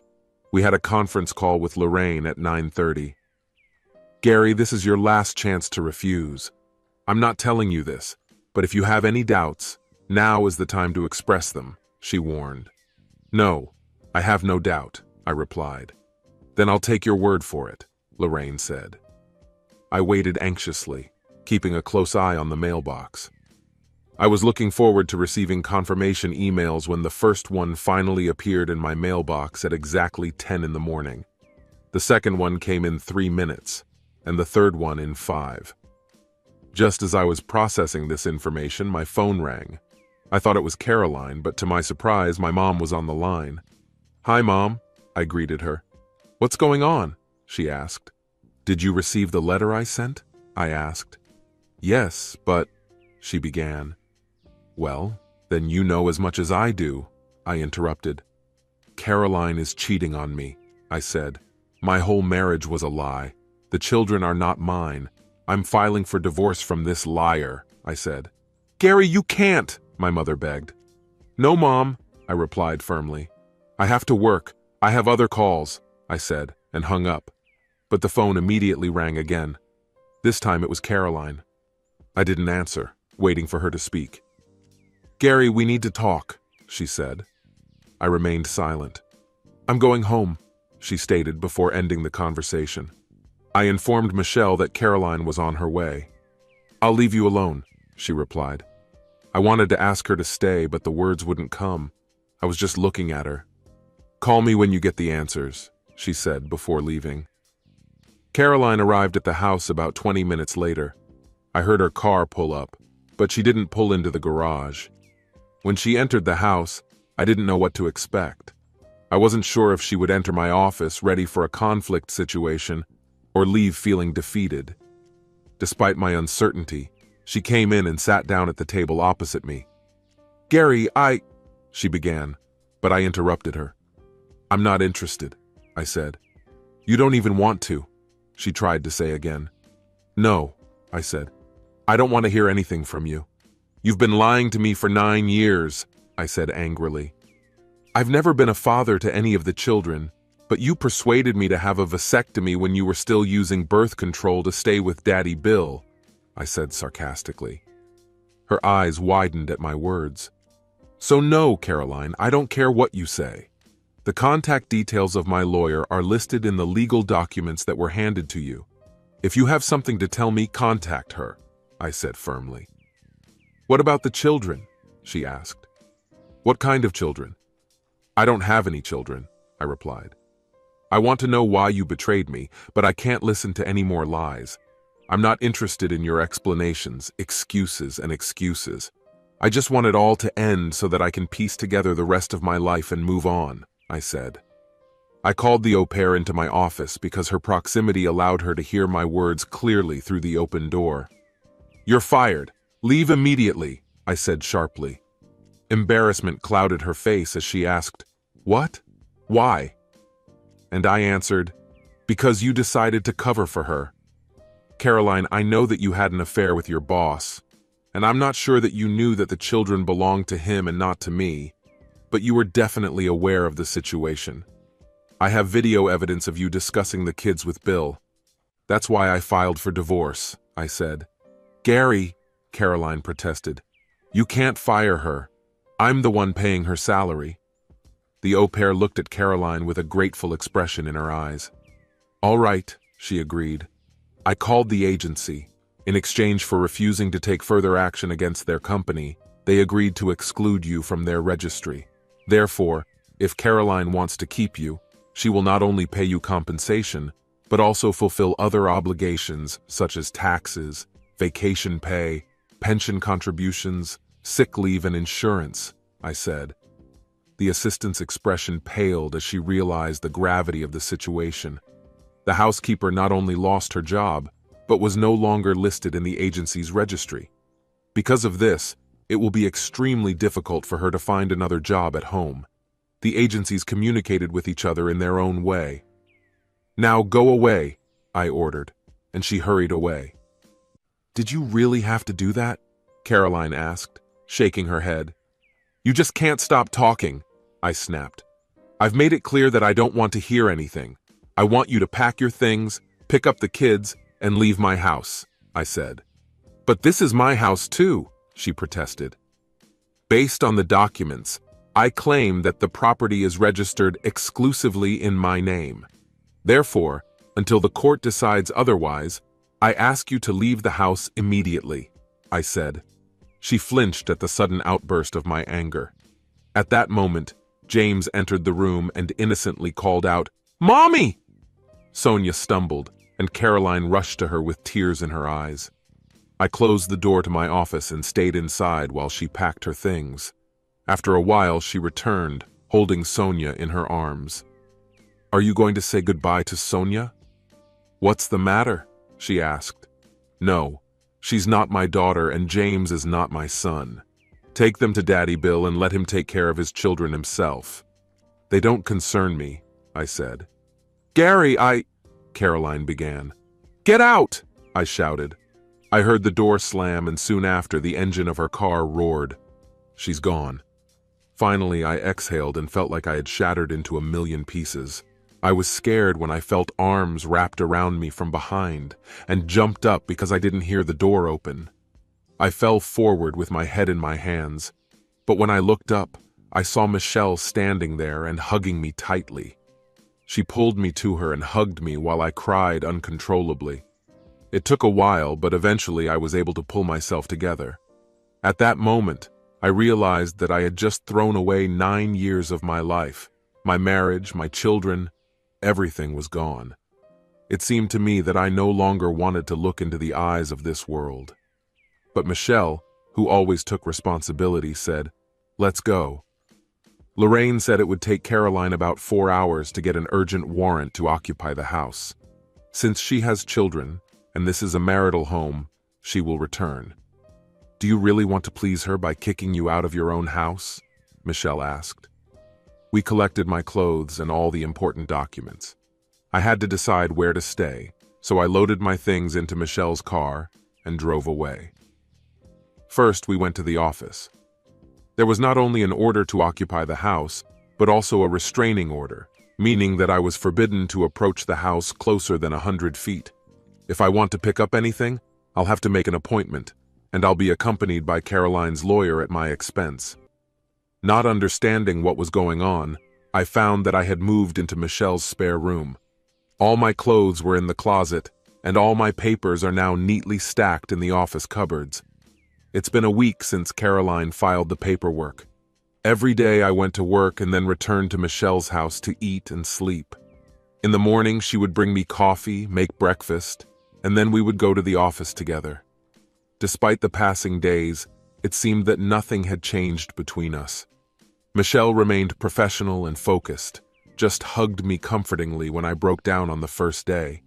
In any case, I had no reason to smile. On Monday morning, we met with lawyers representing the company where Caroline and Bill worked. The purpose of the meeting was to review the filed claim, although I was not fully informed about the details. Apparently, the amount of the claim exceeded the company's insurance coverage limit of $1 million. The atmosphere in the room was tense. The company's lawyers maintained a professional demeanor, while Lorraine, my lawyer, looked confident and cheerful. Their lawyer asked what needs to be done to settle the lawsuit. "Immediate and final dismissal with the loss of a senior employee's pension," Lorraine replied, "as well as an obligation to keep Caroline on staff for at least 3 years and $1.5 million in compensation." I didn't really listen while they were exchanging words. In the end, They agreed to all of the above, but I'll only get $70,000. This will at least pay off some of my debt to the company's pension fund. All of this will be paid after the divorce process is completed, Lorraine said. The management of the Carolina company agreed to these conditions. Lorraine stayed with us at the next meeting. It was a meeting with Bill Wainwright's lawyers. I came out of their office richer by more than $500,000. Now I had enough money to pay off the pension fund loan in full, and at the same time I still had a small amount on hand. Otherwise, I would have done it after the divorce. The last meeting that day was with Caroline's lawyers. Caroline was with them in the office, but she didn't look at me when I walked in. Caroline's lawyer began, "Your client is the main shareholder and CEO of a company whose value, according to recent estimates, is about $20 million, not to mention assets in the form of a house, savings, and deposits. According to the law, my client is entitled to half of these funds and assets." "Let me stop you," Lorraine said, taking a stack of papers out of her briefcase. "According to the prenuptial agreement signed by all parties, the company is not subject to division," she said. "Recently, my client decided to invest heavily in one of the companies, using most of his savings, his entire contribution, and a loan secured by a house. To ensure the safety of investments and prevent shares from falling into the hands of a competitor, he also had to take out a loan from the company's pension fund. As a result, he is now receiving a reduced salary and earns less than your client," Lorraine said. "I will ask the court to enter into an alimony agreement to provide my client with financial support until he gets back on his feet," Lorraine said. "As for the children," Caroline's lawyer asked, "there is DNA evidence confirming that these children do not belong to him, as she deliberately changed the birth records to falsely identify my client as the father in an attempt to deceive. In addition, we are also seeking compensation for the brutal attack as a separate case," Lorraine said. Caroline convinced Gary to undergo surgical sterilization, knowing that he considers himself the father of their children. In other words, the best option for your client would be to sign the divorce papers in their current form, pack up, and leave the marital home to my client. She will receive half of their joint account, which currently held $9,413, Lorraine confidently stated. The lawyer studied the documents, the prenuptial agreement, and then turned to Caroline. For the first time, Caroline looked at me. "Gary, please, we've been together for 9 years, she said. 9 years. You've been lying to me for 9 years, day after day. You have nothing to tell me that I want to hear, I said in anger. Caroline looked at her lawyer and he nodded. She signed the papers. I wasn't there when she left the house. I just received a letter from her lawyer saying that the restraining order has been lifted and the house is now mine. I had the opportunity to return to the house at any time, but in the end, I decided not to do it. Instead, I decided to put the house up for sale. Although the sale did not cover the entire amount I owed the bank, I was able to make up the difference and meet their demands. Meanwhile, I continued to live in Michelle's spare room, since Caroline moved in with her parents after our divorce. Despite the presentation of evidence supporting my version of events, her parents remained on her side and refused to communicate with me. I didn't take it as a failure. Stephanie promised to divorce Bill, but for some reason did not fulfill her promise. I had no desire to investigate the situation further. After Bill lost his job and pension, they were forced to sell their house in a gated community and move into a small apartment. Despite the change in circumstances, Bill was able to use his connections and skills to find decent jobs and provide them with a livelihood, although not at the same level as before. I wasn't sure if Bill was dating Caroline, but I didn't care. I hadn't seen Caroline since that fateful day at her lawyer's office, and to be honest, I didn't have the slightest desire to see her again. As I was sitting at my desk, minding my own business at work, Michelle burst into the room without knocking. "Bill Wainwright is dead," she blurted out without any introduction. I exclaimed in amazement. Michelle explained that Stephanie had once again caught him with Caroline and shot him in a fit of anger. I leaned back in my chair and a wide grin spread across my face. Nothing could be more pleasant than this to happen to a nice guy like Bill, I finally said. Michelle laughed. Are you laughing because I'm angry? I asked. Not at all. This idiot got what he deserved. By the way, this has just arrived, Michelle said. She put an official envelope on my desk. I looked at him in awe. We both knew what was there. I took it and opened it. That's all. I'm finally a free man, I said. Finally, Michelle exclaimed, surprising me with a kiss. It wasn't just a quick kiss, but a deep and passionate embrace that took my breath away. When she pulled away, I sat stunned, feeling like the mast of a ship in a storm. She laughed at my reaction, noting the months of caring for me. You are the most wonderful person I have ever met. You have always treated me with the deepest respect, never once piqued at me in an inappropriate way or made me feel uncomfortable. Your honesty and attentiveness have always made you stand out in my eyes. I have waited patiently for you for 9 long years, and now that you are finally free, I am overwhelmed with joy. Your continued respect for me is in itself a form of love, and together we make a formidable team. I understand you as deeply as a wife understands her husband, and I believe that you know me just as well. Please give me the opportunity to prove to you that not all women are treacherous, Michelle said, looking into my eyes. I was shocked. I remembered the countless hours I spent with her before I discovered my wife's deception, and I thought about how I always stood up for her, even going so far as to suspend my business partner from working at our company. It dawned on me that my feelings for Michelle were sincere and deep. It became clear that working side by side with someone for such a long time, feelings inevitably arise. When I was with Caroline, I never felt the need to immerse myself in these emotions and analyze them. But now that we've broken up, that need has definitely arisen. Do you want to say something? She asked, a hint of concern appearing on her face. This is the first time I've seen her look insecure. How much? I asked. She looked puzzled. How much of what? She asked. Children, I clarified. How many children do we want to have? I asked happily.